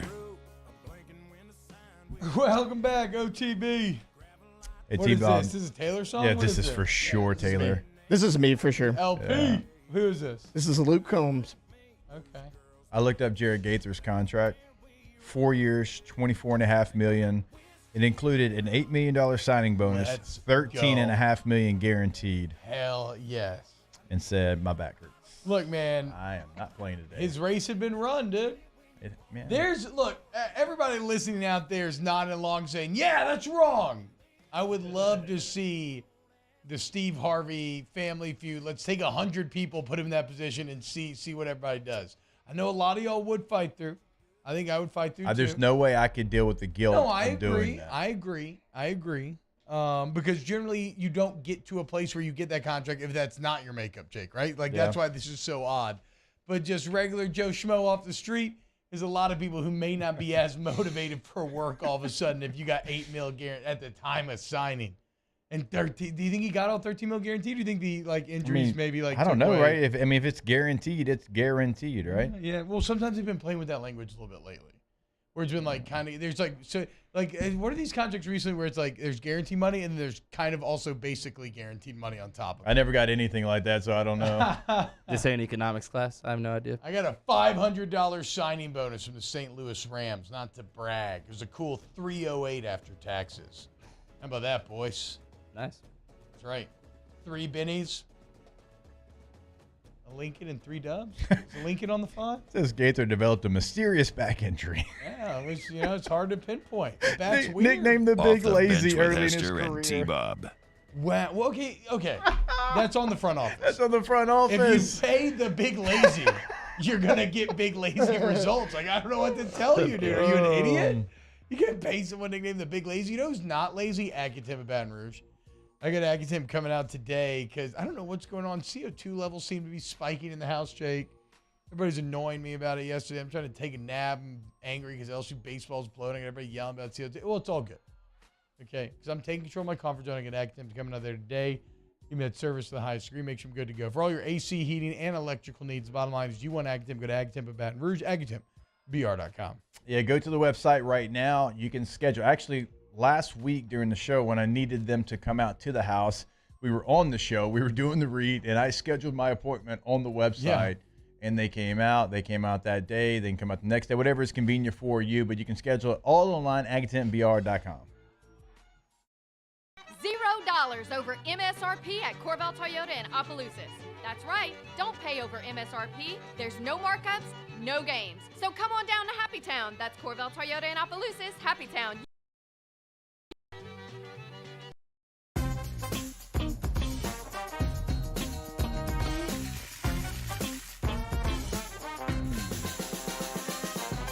The best kept secret in town is out. Discover Tallulah at the Renaissance Hotel on Bluebonnet.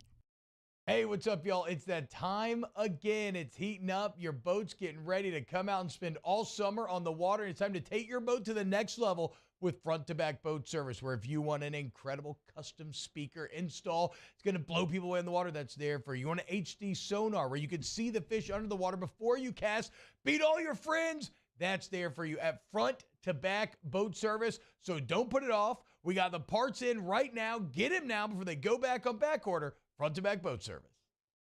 The world's leaders in obesity research, obesity medicine, and obesity science are right here. We're doing something that no one's ever done or trying to answer a question that no one's ever asked before. Pennington is a real jewel when it comes to research. We are finding the solutions to the world's worst chronic disease, which is obesity. Louisiana needs Pennington Biomedical.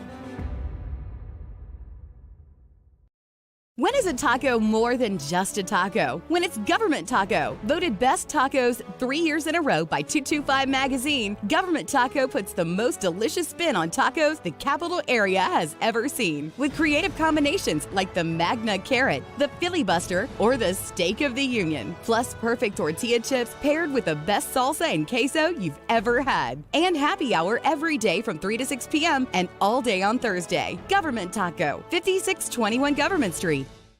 Gulf Coast Office Products is a nationally recognized Savin office equipment dealer based right here in Louisiana. Over 100 employees strong, Gulf Coast has the boots on the ground to support all vertical markets, from education, engineering, legal, and finance. With the latest in office technology, from desktop to production segment units, Gulf Coast and Savin have the perfect fit for you. Call 225-756-2644. That's 756-2644 for Gulf Coast Office Products. I've been doing business with Luba for 25 years. They're dependable, trustworthy. It's just the attention to detail with our clients. Our folks have years and years of experience. They're highly trained professionals, but many companies have that asset. What I'd like to think makes Luba a bit different is that we use those talents in a way that truly is dedicated to serving the needs of the folks who depend on us.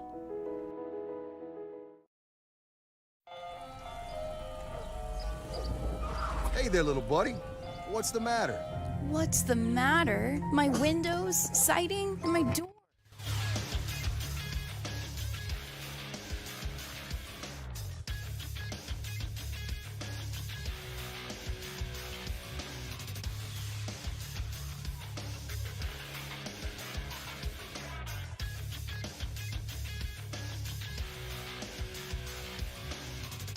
Good morning.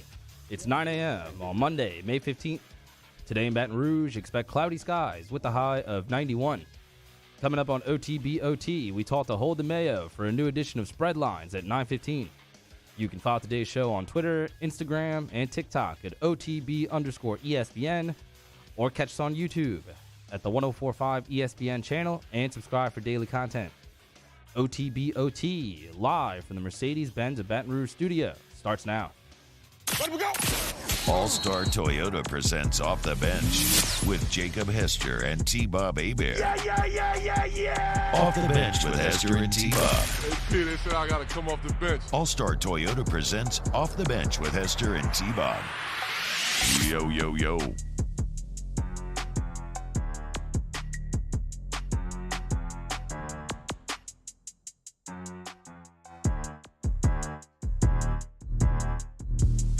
Yo, what's happening, everyone? I hope you're having a great Monday. We're hanging out here on Off the Bench, 1045 ESPN. Hit the like button if you're watching online. Thank you to everybody hanging out with us this morning. We love hanging out with you every single morning here. Continue to help us grow the show by subscribing to this 1045 ESPN channel, as well as the OTB Saints and OTB LSU channels as well.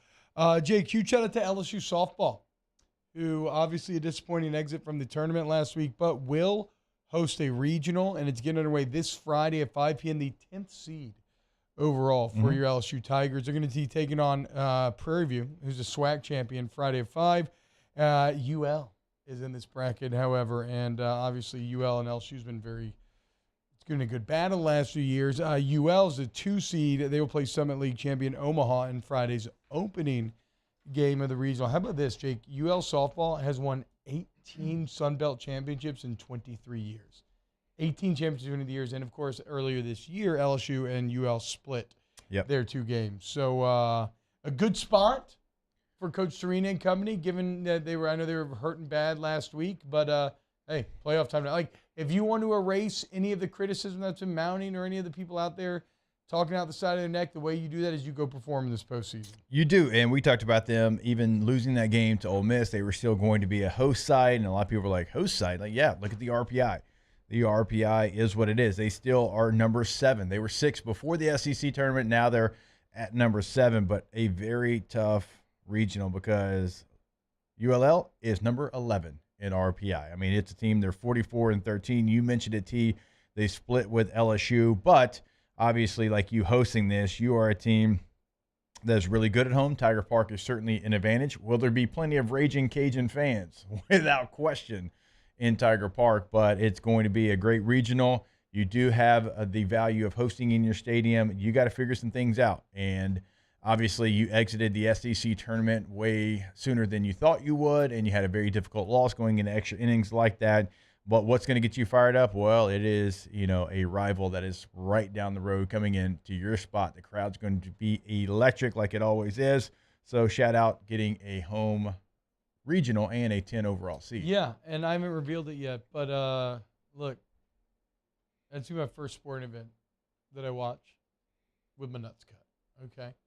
So I'm already going to be in physical pain, okay? I don't need any emotional pain or mental pain, okay? Help these nuts heal by winning your regional. Okay, they go a long way. Same thing for you, LSU Baseball. We need you to go take care of business in Athens. Last thing I need to D is a little sore-nutted boy on snaps with Aaron Murray flexing a Georgia baseball win over me. Okay, cannot have it. Will not have it. Need you to come through for me, even though I won't be.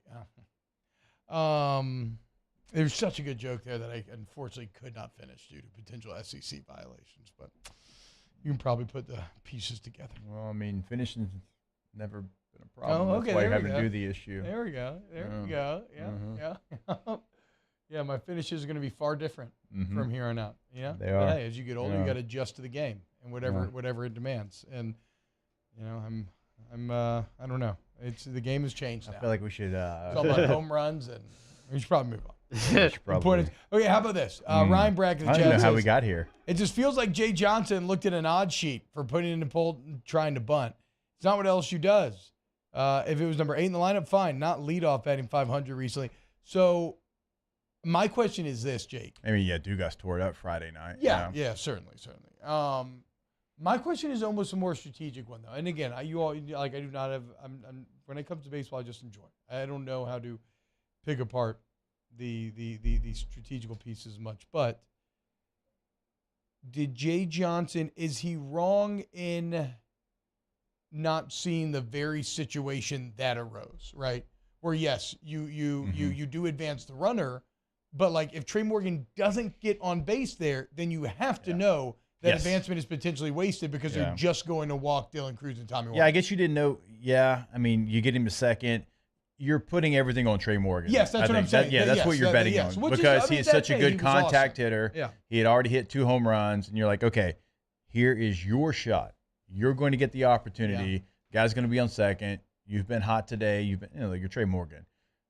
Because you have to know, and Trey Morgan making the contact that he does, hey, he's going to get him the third, but you have to know they're going to walk Cruz and White to get to Milazzo because, again, he was in that situation for Beloso because of defensive substitution. So you put it all on Trey Morgan, and after that, you had to know that was – I would have done the same. Like, those runs mean nothing. They mean nothing. That's it. It's 2 of the best hitters in the country. Like Dylan Cruz, talent-wise, and then Tommy White, right now, in the last, 15 games, has been the best hitter. Well, what's funny, Jake, is – and Milazzo's been really good, but my God – you would, if you were a coach looking at fictional game scenarios, you would be hard pressed to find a better option than if I was like, okay, you have to face one of the 3 guys, and it's Dylan Cruz, Tommy White, or Alex Milazzo. I mean, you're taking that 100 times out of 100, and that's even with Milazzo batting over 300. Yeah, you would still face him in every single reality. Like if this was like, you had the time stone or whatever, and you could Doctor Strange your way through all the different realities. Yeah. Every single one, you're facing down Alex in that situation. And another thing we haven't even talked about, because we talked about, that would have been Beloso, and then Travinsky would have led off the next inning. It would not have been Jones, who had a strikeout on ball 4. Another portion of the game, you had a pinch runner who was taken off on the pitch when Thompson was up, and I agreed with him stealing. Mississippi State never even looked over to first. Like I would have sent him earlier in the at-bat. Everybody steals. They've the most stolen base attempts. They've given up the most steals. Yes. Yeah. Even though LSU's not a team that runs, but you put in a pinch runner, and that surprised me. I don't know the 60s for Joe Bear or for Fry that went in. Like maybe Hunt can come in. He can probably give me that off the top of his head. I don't know the 60s. I was like, I thought Joe Bear had enough speed to be able to go out there because he's been in the game. He's been involved in the game. And then you try to steal, and yes, you were on the move, but you got to read the baseball as well. You don't, you get thrown out. Very embarrassing double play there to end the game. And so just the way that sequence worked out, because almost like when you got a guy on base, you're like, oh, here it comes. Because you got Thompson. I mean, Jordan Thompson has been very clutch in those situations, certainly this year and in his career. And it was just, as you would put it, T, a wet fart way to end a game. Oh, God, it was. I mean, that really was the worst way to win that game. I felt like that Nichols game a little bit, which was more of a base running error than maybe yesterday was. I agree with Avo. He says he wanted Milazzo to come through in that spot so badly. I did too, dude. And he's been clutch, and he's already had like 2 or 3 big moments, but that would have been the real hero moment. Avoid disaster, get the series win, basically guarantee yourself a national seed. Now there's a little work left to do. All right, when we get back, let's talk to our guy, Hold the Mayo, for some spread lines. Keep it locked, OTB. OTB, OT. In times of need, get a full list of phone numbers, websites, and other important emergency information on the Demco Stormwatch page at 1045ESPN.com.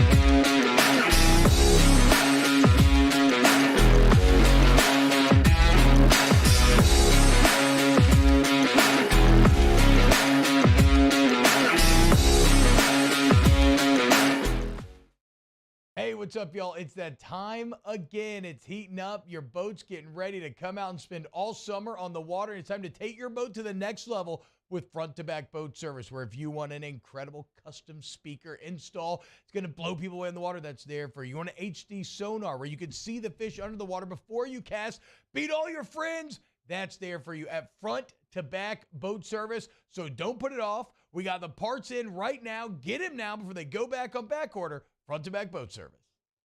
When is a taco more than just a taco? When it's Government Taco. Voted best tacos 3 years in a row by 225 Magazine, Government Taco puts the most delicious spin on tacos the capital area has ever seen. With creative combinations like the Magna Carrot, the Filibuster, or the Steak of the Union. Plus perfect tortilla chips paired with the best salsa and queso you've ever had. And happy hour every day from 3 to 6 p.m. and all day on Thursday. Government Taco, 5621 Government Street. Gulf Coast Office Products is a nationally recognized Savin office equipment dealer based right here in Louisiana. Over 100 employees strong, Gulf Coast has the boots on the ground to support all vertical markets, from education, engineering, legal, and finance. With the latest in office technology, from desktop to production segment units, Gulf Coast and Savin have the perfect fit for you. Call 225-756-2644. That's 756-2644 for Gulf Coast Office Products. I've been doing business with Luba for 25 years. They're dependable, trustworthy. It's just the attention to detail with our clients. Our folks have years and years of experience. They're highly trained professionals. But many companies have that asset. What I'd like to think makes Luba a bit different is that we use those talents in a way that truly is dedicated to serving the needs of the folks who depend on us. Electricity is all around us, and our families depend on it. Every day is sparked by the power of a cold drink or a warm meal, a movie night, and a comforting light at the end of a dark hallway. From sunrise to sunset, playtime to bedtime, our team is ready to take care of your electrical needs, even in the case of an after-hours emergency. The light in your life shines brighter with Mr. Electric.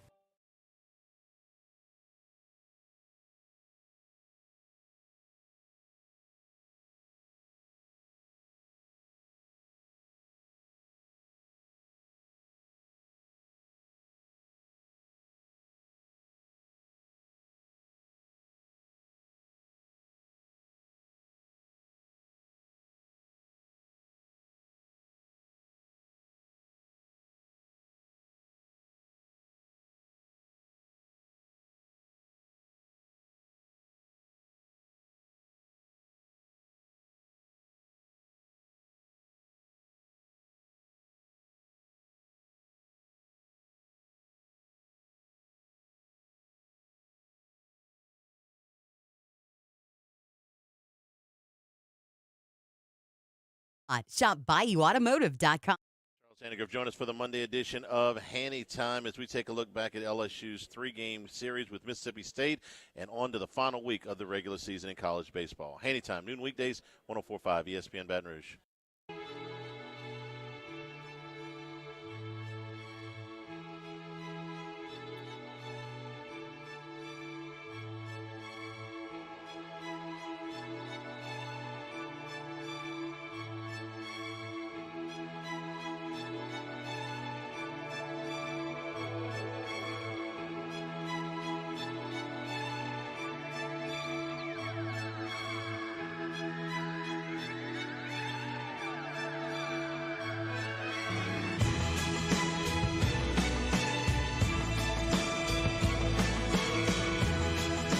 OTB OT with Hester and T-Bob on 104.5 ESPN Baton Rouge and 94.7 ESPN Alexandria.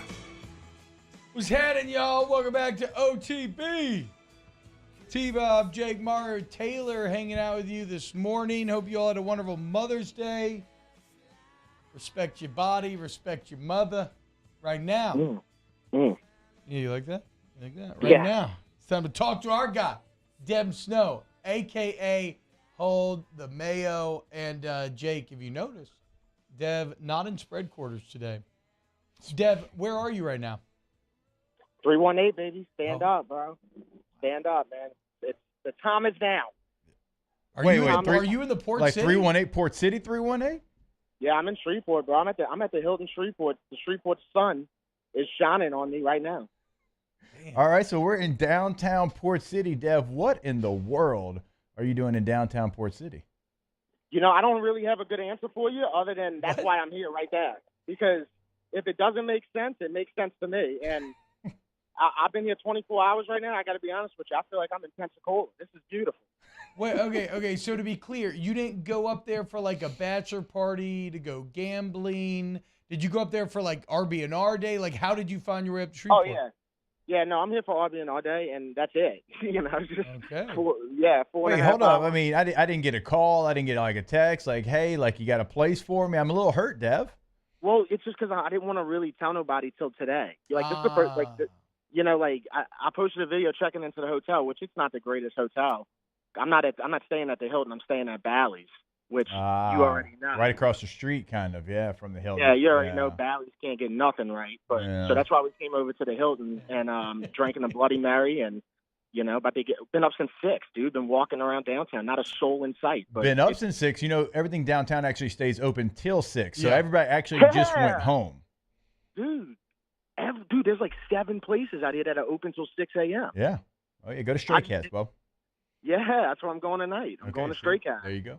Wow. So yeah, no. Just a little 2-night stay up in the Port City, dude? Okay, getting the I know, full how culture. weird is that? But it's so much fun. It's so much fun. Because, dude, there's 3 places around here that do have really good food.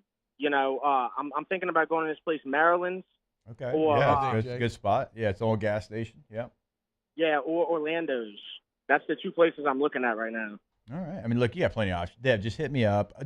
Where would you go for Red Bean? I mean, Maryland's a good spot. I mean, it's an old gas station they turned into like an old mom and pop. It's in kind of the middle of the town. That's a good spot. I would choose that one. Yeah, I mean, and then other than that, man, I'm looking at the aquarium, Margaritaville. Yeah. Beautiful. I mean, I'm definitely going to be in Margaritaville this evening. That's right across the river in Bossier City. Everything's all about the bridge, Jacob. It is. I mean, the bridge is everything. It is. Nice little neon bridge there, Dev. Little neon bridge to light up your life. Yeah, I mean, you can't walk nowhere without seeing the bridge. And it's one of those bridges where, it looks like it was really made by hand. Didn't bring a single machine in there. Just, hand-made that bridge. I know this doesn't mean anything to you now, Dev, but one of my core Shreveport memories is going there for a bachelor party and being amazed that you could smoke Joes inside your hotel room. I was at a hotel in an actual smoking room, and it was I felt like I was in the 1950s or something. It was incredibly almost freeing in a weird way. I'm glad that I will die having had that experience, because I don't know that I've ever had it anywhere else in my life. Did you have those cigarettes in your sleeve, like in the 50s? No, I didn't go full cigarette to the sleeve. I just remember it was so dumb. It was one of those situations, and none of us were even regular Joe smokers, but it was but you could. So it's we were literally sitting in a circle. One person's got the desk chair, one person's sitting on the bed, the other person's sitting on the other desk chair, the other bed, and everybody's just hotboxing this room with cigarettes, just because you could. Talking about how we're about to go gambling. Yeah, there's not a lot of updating going on around here. Everything kind of pretty much don't get me wrong, the courthouse is nice. It's like $1 million courthouse. I'd hate to be prosecuted there, but it's just pretty much what it is, But it's got its pros, man. It's definitely got its cons. Ain't no doubt about it. The Bally's Casino, I'm the youngest person there, and I'm 30. There's no doubt about that. Dev, if you don't go to Maryland's place, I'll give you a secondary. This is just from me, Herbie K's. Herbie K's is a legendary spot. It has been there forever. A lot of people that, if you've never been to Shreveport, that's kind of the spot that a lot of people go. Now, you don't film ahead of time though on RB&R, Dev, right? You wouldn't. Would you do something where you would hit up one spot today and then hit up another and play it next week, or do you always film? Is your video always from that same day? No, it's always from that same day. Oh, that's what I thought. Just because to keep everything fresh, and there's not many people on the internet that really do that either. No, I agree. So, if you don't see RB&R Day one Monday, it's probably because something happened. It's either going to be death a jail. It's no in between. You know? And when you do watch it, you know it's coming from that day, right? Like when you do watch it, you know. Actually, that's a great RB&R idea. Find out which prison is going to be serving like bad red beans on a Monday. Yes. Get arrested on Sunday. Yes. And there you go. And smuggle your phone. Just keister it. And then next thing you know, you're going to have content gold. If I ever do get arrested, first of all, the red bean memes are going to be like all time. Just all time red bean memes. But no, dude, another thing about this place real quick is think about all the people that are from here. Like we always talk about, okay, yeah, Jacob's from here, legend. Johnny Cochran's from here. He is. Oh, I didn't know that. Yeah, dude, Terry Bradshaw, Robert Parrish. Yeah. Jared Leto is somehow from here. True. I don't even know how that happened. He is. Yeah, but there's a bunch of people that made it out of Shreveport. I am never going to be able to think about Jared Leto's name without Jared Leto from now on. That is going to be burned into my mind. You saw Jared Leto dressed up like a cat at the Met the other day? I did. Kicks Brooks. Brooks and Dunn. Who doesn't like the boot scoot and boogie? There's a lot of people, Def. A lot of people from the Port City, That's right. Brooks and Dunn, too. Yeah. That's true. I'm just saying, Yeah. But I tell you what, everybody's got loud trucks around here, they just revving their trucks up. Man, Taylor loves that. Straight pipe it?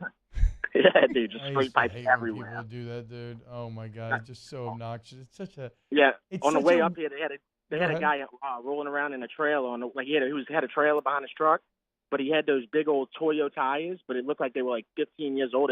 They were literally rolling off the truck. I had to speed past the guy. I was like, all right, we here, baby. Shreveport. Look, he got those tires, and they were probably like his prize. That's why he ain't letting him go.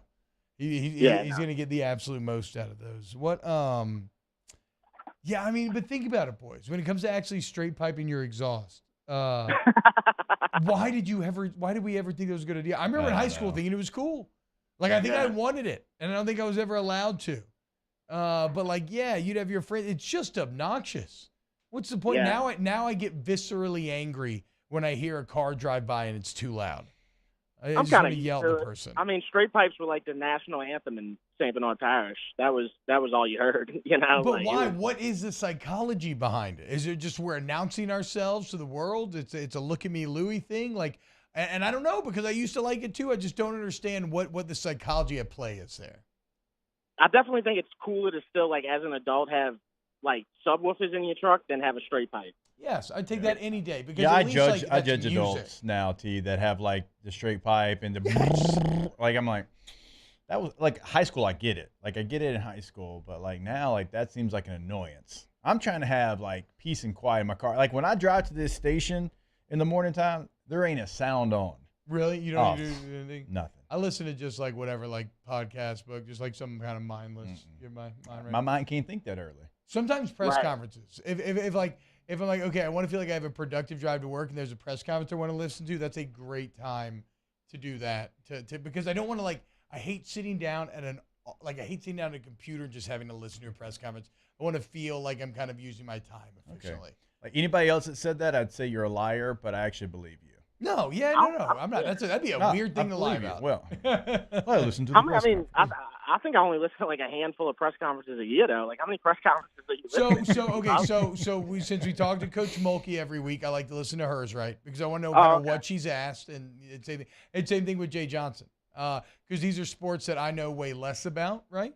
And so I like hearing more of their voice. And then when we talk to them, it allows me to kind of ask questions based off of what they were already asked, so I'm not just constantly saying the same things to them. But and I like a good BK Monday presser. I like press conferences. Again, I believe you. Yeah. There's a lot of people I would not believe. It's fair. What are the jobs out here, man? What are people doing out here? What's the main? Well, you see, Dev, it's sad. After the GM plant closed there in the Port City, jobs are hard to find in the old Port City. I've been saying there's a reason why all those people are from Shreveport. And I don't mean that as a Shreveport shot. That's a Louisiana shot. I don't mean paying everywhere is shrinking, okay? And it's the biggest mark against our entire state. Oh, yeah. Shreveport everybody's just so much smaller now than when I was growing up there. The brain drain's out of control. Just leaking talent and brains all over the place. But hey. The movie industry obviously was booming there for a while. You're probably like, Dev, I know where you're at. You're like a couple of 100 steps from like a really badass movie studio that really doesn't get used anymore. Yeah, but guess what? Hey, at least we put together a committee to explore election integrity. Okay, so we can make sure that the 30% of people who vote are doing it are the right people who vote, even though these same whatever. It's so stupid. This stuff we waste time on. Hey, at least you can't sign on to Pornhub anymore without verifying that you're 18 years old, Dev. Like, who needs actual functional change when you could get that? That's a whole nother conversation right there too. Because I mean, think about it, bro. How many people didn't have licenses that went and got their license because of that? You know, like, no. See, that's where I disagree, though. I think you. If you go and get a license just so you can log on to Pornhub, bonk. Yeah, bonk, bonk. Yeah. No, but that was a driver's move by Louisiana right there. They wanted more people to get licensed. No, but that is a good joke. But this is the dumbest part about it is you're just typing something different into the bar. Like right. you're just not engaging with it. You accomplished nothing with whatever you were setting out to do. But I don't know, dude. So yeah, Dev, I don't know what the industry up there is. It's oil and gas is like the biggest. Oh yeah, I could tell there's some oil and gas going on out here. Imagine. Ain't no doubt about it. Yeah. Hey, did y'all know? Speaking of the movie industry, Olympus Has Fallen was filmed here and stuff. It was. Dude, that's crazy. Yeah. I know. Dude. Hey, they had some bangers there, Dev. They had some banger movies filmed back there. Stray Cats, the place that I'm telling you to go that you said you're going tonight. Josh Brolin got arrested when he was filming the George W. Bush movie there. Oh, you gotta love it. That's where he got arrested was Stray Cats. So if you're that officer, you arrested Thanos. Yeah. Pretty big flex, dude. Yeah. Pretty badass flex to be able to say that you put Thanos into cuffs, dude. Hell yeah. That officer's telling somebody that today. Oh, he's doubt. talking about that every day. Yeah, infinity rings, cuffs. Yeah. Oh man. What did I have? Yeah, I had one other thing I wanted to ask you about, Dev, but I don't think I can remember it. It's all good, man. It's just it's a beautiful day out here. People get me slammed. You know how they talk about like Shreveport being Texas and all that stuff. Yeah. You know, I'm here to put that to sleep today. Thank you, Dev. Hey, you're doing the Lord's work for me, and I appreciate that, sir. We love our family up there. 11:30, the Tiger. We're on there, so they're hearing us right now in the future. So I appreciate that, Dev. Keep it in the boot. Yeah, if you're listening in Shreveport in the future, just know you can probably go on Dev's Twitter right now and see the RB&R Day from the Port City. I mean, and dude, like I don't ever talk about this stuff, but seriously, man, I've had like 4 people just today come up to me. I didn't even know I reached as far as Shreveport. So like, there's people out here that are watching my stuff. You know, That's always my biggest argument, Dev. Is you know what? We're a part of the same state. You'd be amazed. Yeah, man. Look, you got to put up if you want to win a national championship at LSU, you got to put up the fence around Louisiana, not just South Louisiana. Okay, we're in this. And a lot of athletes came out of here, man. Yeah, they got a pitcher pitching for the Mets right now too. That's from here. Yeah, went to Centenary. Yeah, Seth Lugo. Yeah, pitching Centenary. I think he's Centenary went down to Division III after like he finished up. They were Division I. What random group of Shreveport facts did you Google earlier? I don't know, but I love it. I love it. I love it. Dude, I've been looking into Shreveport for the last 6 days, dude. Yeah. What? Oh yeah. Yeah, bro. I didn't know nothing about it. I've never been here, so like when I saw Johnny, like the first thing I looked at people from here, right? And I saw Johnny Cochran, I was like, all right, I went on Expedia and I booked a trip, dude. I was like, just the legacy that I'm around right now is incredible. Yes. Dev, I know you got some new great merch up. The Playtality stuff looks awesome. Where can everybody get it? hcmsports.com/shop. But I think we sold out, man. I think we're done. Yeah, but next Monday I'll have more stuff on there for sure. But hcmsports.com/shop is where you can find it at. Go check it out. Dev's the man. Be on the lookout for RB&R Day. Snow Like John on Twitter. All right, Dev, take it easy, brother. You enjoy the Port City, man. Thanks for coming on. All right, y'all have a good one. Take care. See you, Dev. Later, Dev. How about that, Jake? Man, it warms my heart to hear Dev. I said it, I think, 2 weeks ago. It is wild. People that are from Louisiana, lived here their whole lives, that have never been up to Shreveport or really North Louisiana. Now, certainly, like from North Louisiana, you're going to come to LSU games in Baton Rouge. You're going to go to New Orleans because it's New Orleans. And so you've seen the entire state. And there's some places, I guess, that I haven't spent a lot of time. I hadn't spent a lot of time in Lafayette, but I've been there. Like I've been to all the major places in Louisiana. But Mario, you've been to Shreveport before? I've only been there for that bachelor. I've honestly only been in passing on my way to Texas for LSU games. So no, like not really. Like Not you've really. Never stopped I've eaten at a restaurant and stayed at a hotel. Yeah, that's wild. And Taylor? So I actually stayed the night there last summer. I saw Brooks and Dunn in Bossier City. Shout and out. then our hotel was in Shreveport that night. So Okay. yeah, I guess I stayed the night there. But like that's it though. Like those 2 times for y'all, right? Yeah, nah, I've been. Yeah, see, that's wild to me. Yeah, just a bachelor And party you've only for been me to a because bachelor I used party. to fly in there all the time. We immediately drive to Toledo Penn. We never Oh, stayed true. there. Yeah. My grandma lived there, so I could think of maybe, but even then I was like going to like her church and then eating at her house. So no, not. Is that, Not the poll, really, is man. that the poll question of the day? If you're from south of Alexandria, have you ever been to Shreveport? I actually love that. That'll be our Yes. Citizens Bank Trust poll question of the day. Hey, I do want to remind you to go to Page Plus Urgent Care, PagePlusUC.com is the website. You can schedule online, even though walk-ons are always welcome at Patient Plus. They're awesome. Walk-ins too. You can be a scholarship What'd I player and say? walk in. I say walk. I do it all the time when we do patient. Yeah, I guess that's walk-ins It's our and sports walk-ons. mind. Yeah. Yeah, whoever, I mean, man. scholarship, walk on. And you know what? Like we established the other day, we're all NFL free agents. We are. Right? So if you're an NFL I never free agent, retired. yeah, I never well, turned my mean, papers in. That's what I'm saying, dude. And I'm not on a pro team. So I'm free agent, just like Mario and Taylor here. So you're welcome as well, free agents. The point is, look, you feel sick. Just they're the best. And the facilities, the technology, the investment in the building itself, you're going to feel it when you go there. Just wait. And you're going to be like, oh, wow, T-Bob was right. Imagine that. Go to Page Plus Urgent Care, PatientPlusUC.com. It seems like Chad has fallen back on the baseball game here, which is interesting to think about. Simply because it's where we start the show, but that's when a lot of people are in the car. So now I'm guessing a lot of people get on YouTube and they're kind of chopping it all up all over again. Yeah, we certainly talked about it in hour number 1, and you're going to hear it a lot here. I almost said Channel Today. 84 on 104.5. You are going to hear it a lot today between Hanny and Hunt and Matt. I'll be interested to see what some of those takes are. So I was going to say, it's going to be great to gauge the varying levels of panic and interpretation, right? I know that certainly Matt has been reticent to get to panic button status, but tweets last night feels like maybe he's there. Yeah. I'm sure that Hunt is crumbling in some ways, unless maybe he goes like the opposite direction and hardens against the wave. Weekend winner, Hunt Palmer. I completely forgot. He got the call on the SEC network broadcast. He was with Lynn on Saturday. See, I did. Saturday, and Saturday's crushed the it. only game I didn't get to watch And live. crushed it. Oh, man.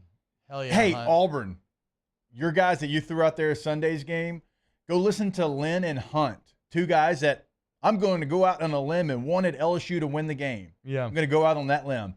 They did fantastic. Great facts about Mississippi State. They did not say we. They did not cheer. They just called the baseball game, and it was fantastic. Shout out to Hunt, and shout out always to Lynn Rollins because they were prepared. You couldn't tell which team that they were technically pulling for, and they had everything covered for both teams. That is how you do an SEC broadcast, not a home radio call of a game. Great job, Hunt. Even though I mean, I know Still sad that we one lost. had to hurt, dude. I know that one had to hurt. Hey, how many pencils did you break under the table, Hunt? Because your boy here, LSU, UCLA, the one time I was in the booth, 4. Oh, yeah. That was that was another similarly awful experience. So, yeah, I'll be interested because, look, where I'm at, Jake, is now, yes, I firmly maybe panic's the right word, but, like, I firmly believe that this is the glaring weak spot that we talked about there, the Achilles heel that can bring down the literal God Achilles, right? Because that is you right now. And you just got to hope that somebody steps up. There's no great, easy fix. Like somebody just has to play better than they've been playing. Yeah, you are who you are. The one encouraging thing, we talked about it, starting pitching. I thought all 3 starts gave you, and I know Coleman's was short because he's on a pitch count, but that was quality to start the game. You get the lead there. If you're in that LSU bullpen, now there's some people like Cooper had nice moments, you extend him a little bit, but you have to look yourself in the mirror and you have to realize what's around you. I have been on teams, right? I've been on an NFL team that had the number 1 offense and the number 1 defense in the entire NFL, but we were 32nd in special teams and we didn't make the playoffs. You have to have everything going in the right direction, okay? So you have to say, it's me. I have to be better. I have to compete. I have to do the things it takes to help my team win the game, because your roster, obviously, it is what it is at this point. You have to have 2 players at minimum in the bullpen step up that you can count on. I don't. Yeah, exactly. You need to. That's minimum. Right now, I don't know that you have one. Yeah, I don't know that you even have one, honestly. I mean, no, you don't. Not consistently. No. People have had moments, right? Griffin Herring's had moments. Kevin Guidry's had moments. There's been moments. Thatcher Hurd has had moments, even in big positions. But yes, so I don't know. It's if you lose this season, if you don't accomplish your goals, it's likely going to be that. But I'm not really worried about goals. All I want to do right now is take 2 or 3 off of Georgia and get a national seed. That is all this LSU team should be focused on, is going to Athens. It's been really hard to win on the road in the SEC this year and get 2 of 3. All right, when we get back, more OTB. OTB, OT. Go to allstartoyotabatonrouge.com, allstartoyotabatonrouge.com. You want to trade or sell your car in, right? Get great value. There's never been a better time. And then you can turn right back around. Like I said, you can buy a Toyota certified used vehicle where you still get that great warranty coverage. Maybe you buy a brand new vehicle. Maybe you lease. Whatever it is, All-Star Toyota is there for you, and their selection is second to none. It's fantastic. You can go on the website and start to look at it. You can explore the deals, or you can go see them on the showroom floor over there in Airline Highway. Join us in the All-Star family, All-Star Toyota, Baton Rouge. Yeah, we just had someone reach out to us just a couple of minutes ago. He's like, I'm going on a vacation. Like, can you send me a contact for All-Star? And we can, because you're going to call him and say, hey, here's what I've got going on. I've got maybe a baseball, softball, volleyball tournament, and our car typically is big enough, but now we don't have the room for all the extra luggage and equipment. Well, they've got the Sequoia, they've got Sienna, they've got different options. Rent a Toyota today, allstartoyotabatonrouge.com. Our listeners fire off their opinions on the jimsfirearms.net hotline at 499-1045. Keep listening for your next chance to shoot us your thoughts with the jimsfirearms.net hotline on 1045 ESPN Baton Rouge.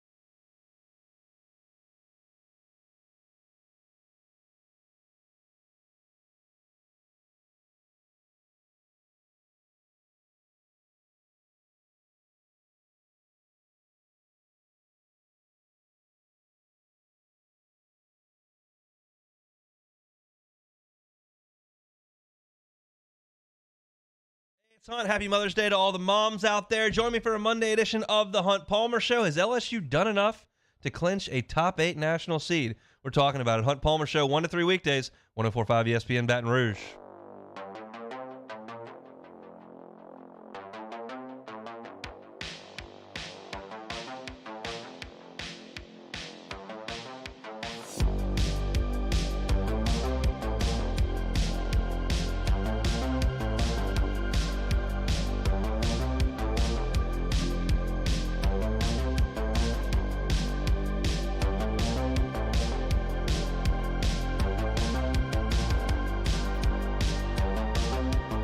OTB OT with Hester and T-Bob on 104.5 ESPN Baton Rouge and 94.7 ESPN Alexandria.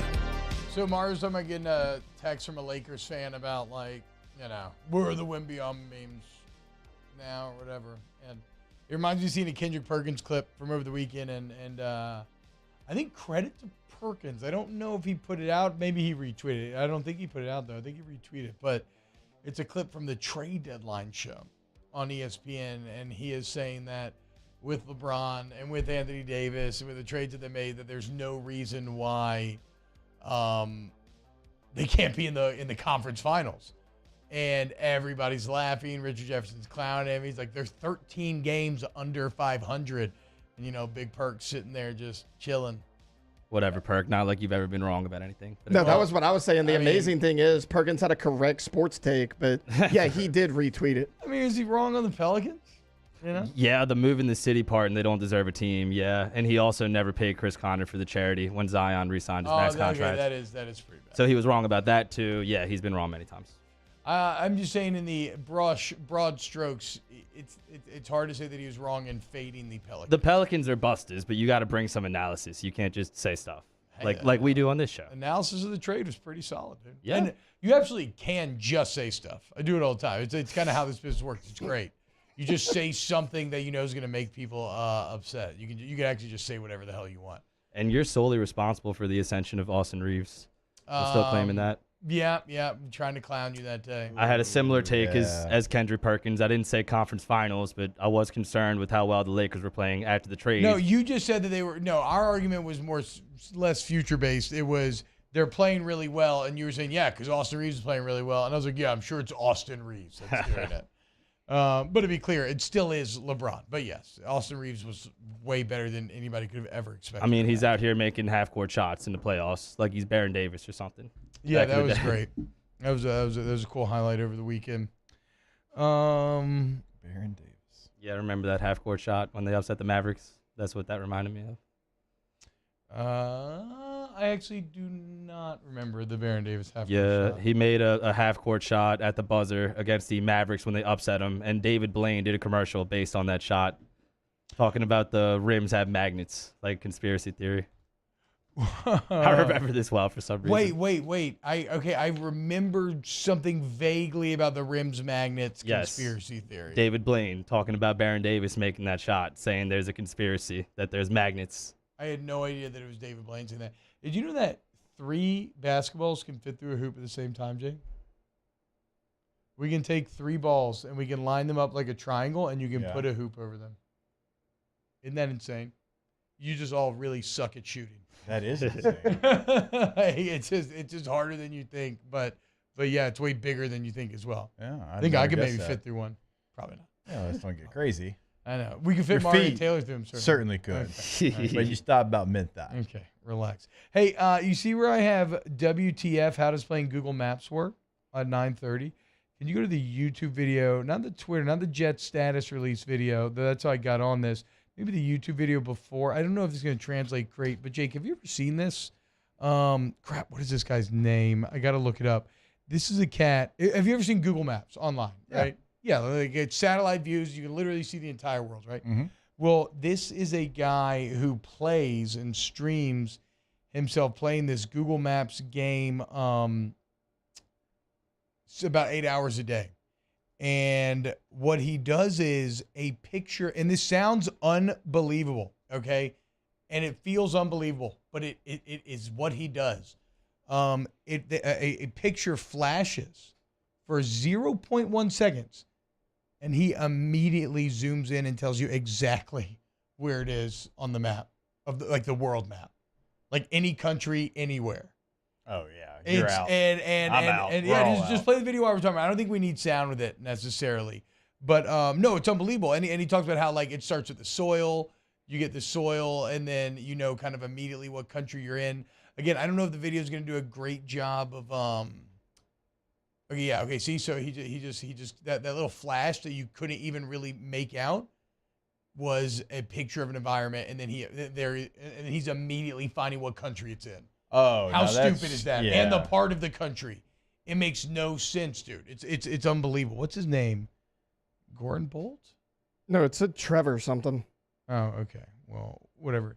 He's got 240,000 followers on Twitter, so he's a beast at this. But this is who the Jets used to announce their schedule, which is actually pretty good. You know, they'd flash each city, and then he would find it, and there you go. Yeah. But I don't know. I find that hard to fathom. But he talks about how it's immediately the soil that tips you off to where you're at. Yeah. Yep. The colors, the types, whatnot. That's how you can kind of zero in exactly on where you're at in the world.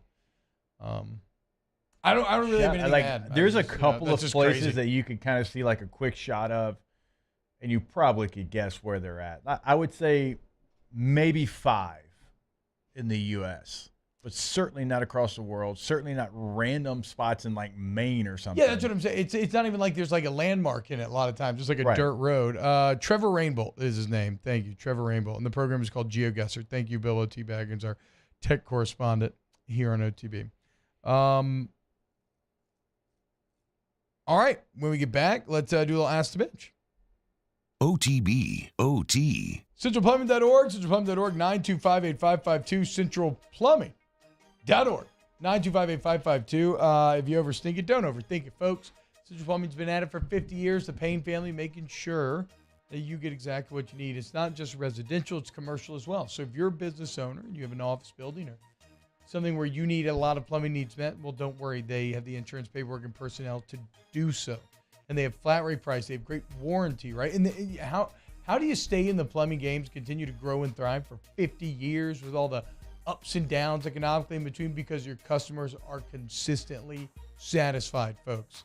I'm one of them. Go to centralplumbing.org, centralplumbing.org. Give them a call today. Certainly emergency service like T-Bob tells you about. But if you're looking to upgrade, that's at your home or business, they certainly can come help you as well. What they're going to do is they're going to come walk in and tell you exactly what they can do. Vanities and mirrors and tile and showers and wherever you need to put it in the greatest products as well. centralplumbing.org.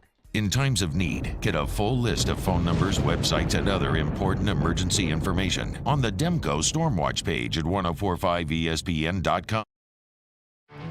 There it is, the extra mile, on the border of expected and extraordinary for those willing to go further, like vans customized for work or play, with safety and tech to keep you connected, supported by a 5-star sales, service, and finance team, and backed by the 1-star you know.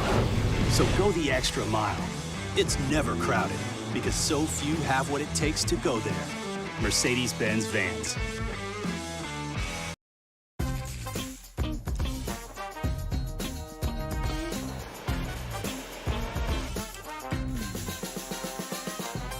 The best kept secret in town is out. Discover Tallulah at the Renaissance Hotel on Bluebonnet. Turn my music high, high, high, high. Yeah. You don't know what you're doing. Sure I do. I'm from the streets where the hood swallow on me. Bullets will follow on me. There's so much that you can run the slalom. The cops comb this top to bottom.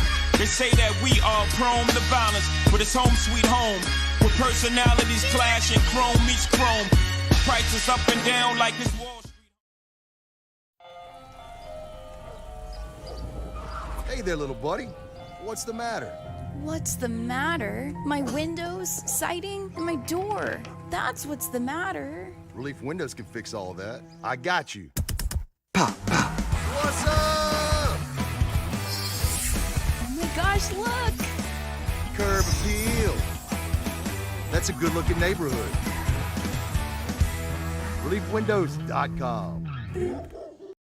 Hey, what's up, y'all? It's that time again. It's heating up. Your boat's getting ready to come out and spend all summer on the water. It's time to take your boat to the next level with front-to-back boat service, where if you want an incredible custom speaker install, it's going to blow people away in the water, that's there for you. You want an HD sonar where you can see the fish under the water before you cast, beat all your friends, that's there for you at front-to-back boat service. So don't put it off. We got the parts in right now. Get them now before they go back on back order. Front-to-back boat service. When is a taco more than just a taco? When it's Government Taco. Voted best tacos 3 years in a row by 225 Magazine, Government Taco puts the most delicious spin on tacos the capital area has ever seen. With creative combinations like the Magna Carrot, the Filibuster, or the Steak of the Union. Plus perfect tortilla chips paired with the best salsa and queso you've ever had. And happy hour every day from 3 to 6 p.m. and all day on Thursday. Government Taco, 5621 Government Street.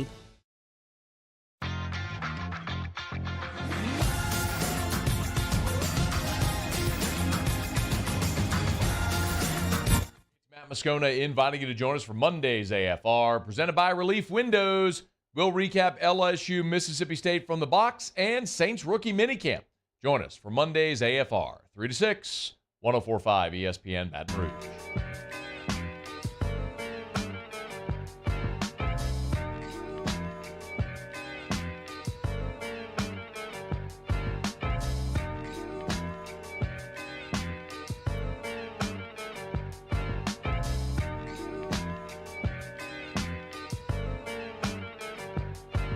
OTB OT with Hester and T-Bob on 104.5 ESPN Baton Rouge and 94.7 ESPN Alexandria. What's happening, y'all? Welcome back to OTB. Closing out a little Ass Bench run by Colker's Light Visit Art Seltzer, Blue Moon Light Sky, Citrus Sweet. Real quick, how about this, Jake? Matt Ryan announcing on Instagram he is joining the NFL on CBS Family for Breaking Down Football. And then at the end of the post, he says, by the way, this is not a retirement post.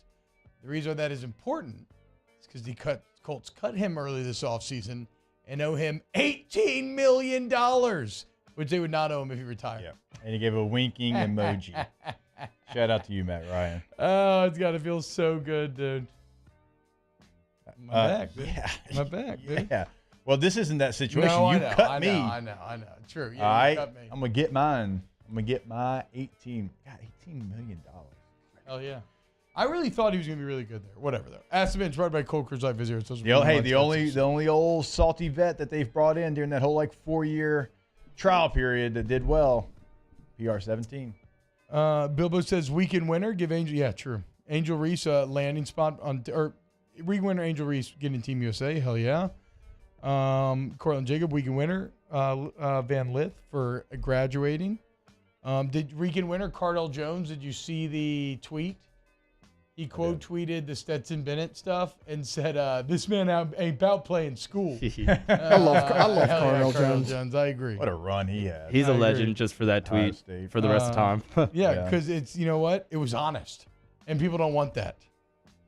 I bet Matt Ryan is a good broadcaster. To Edward O's point, I bet he is he's an incredibly smart guy. Well-spoken, is he willing friendly to take? Guy? That's the question, because Drew Brees was never willing to actually be critical. You have to be willing to take to some extent. Yeah, That's the thing I worry about with Tom Brady. Same thing. I don't worry about it with Tom. I actually don't worry about that with Tom. Think so? No, I think he's going to be a DIC. Like, I could see him going the other way. Yeah, I can too. And being like, nah, fam, this guy, this guy sucks. Not that hard, but like, more than that. No, and Matt's going to be incredibly polished, which is good. I wouldn't hate somebody that's not, and when I mean polished, like they know their stuff, they're prepared, but just delivers it in a different way. The potential for him to be robotic is definitely there. Yes. Yeah. But we'll see. Yes. Hey, you need to worry about your boy Romo getting back before you worry about anybody else. I still like Romo, but my God, he's not my boy. Romo's not my boy. He missed. Of course not. He was quarterback of the Cowboys. He was quarterback of your favorite team. How could he possibly be your boy? Oh, okay. Let's get PR-17 in the booth. Golly, yeah, I don't know, Ball. That would actually be cool. I don't know. I mean, what a turd. We love y'all. See you tomorrow. OTB. RejuveMeMedical.com. Restore me, refuel me, rejuva me. You want to feel younger and better and stronger and faster and sexier, and you want to have more energy rolling out of bed, more energy rolling into bed. You want to go to Rejuve Me, where they're going to customize the plan for you, 20, 30, 40, 50, doesn't matter, okay?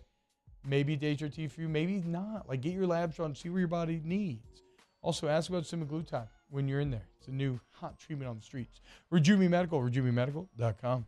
Get you a consultation set up today at the website, RejuveMeMedical.com, top right corner of the website. Remember, they have 4 locations now, so not only here in Baton Rouge, but if you're listening to us in Metairie, Slidell, and now Shreveport, we are talking to you. So go ahead, check it out. Full list of conditions they can treat on the website, and that list is long and distinguished because we're all going through something different. RejuveMeMedical.com.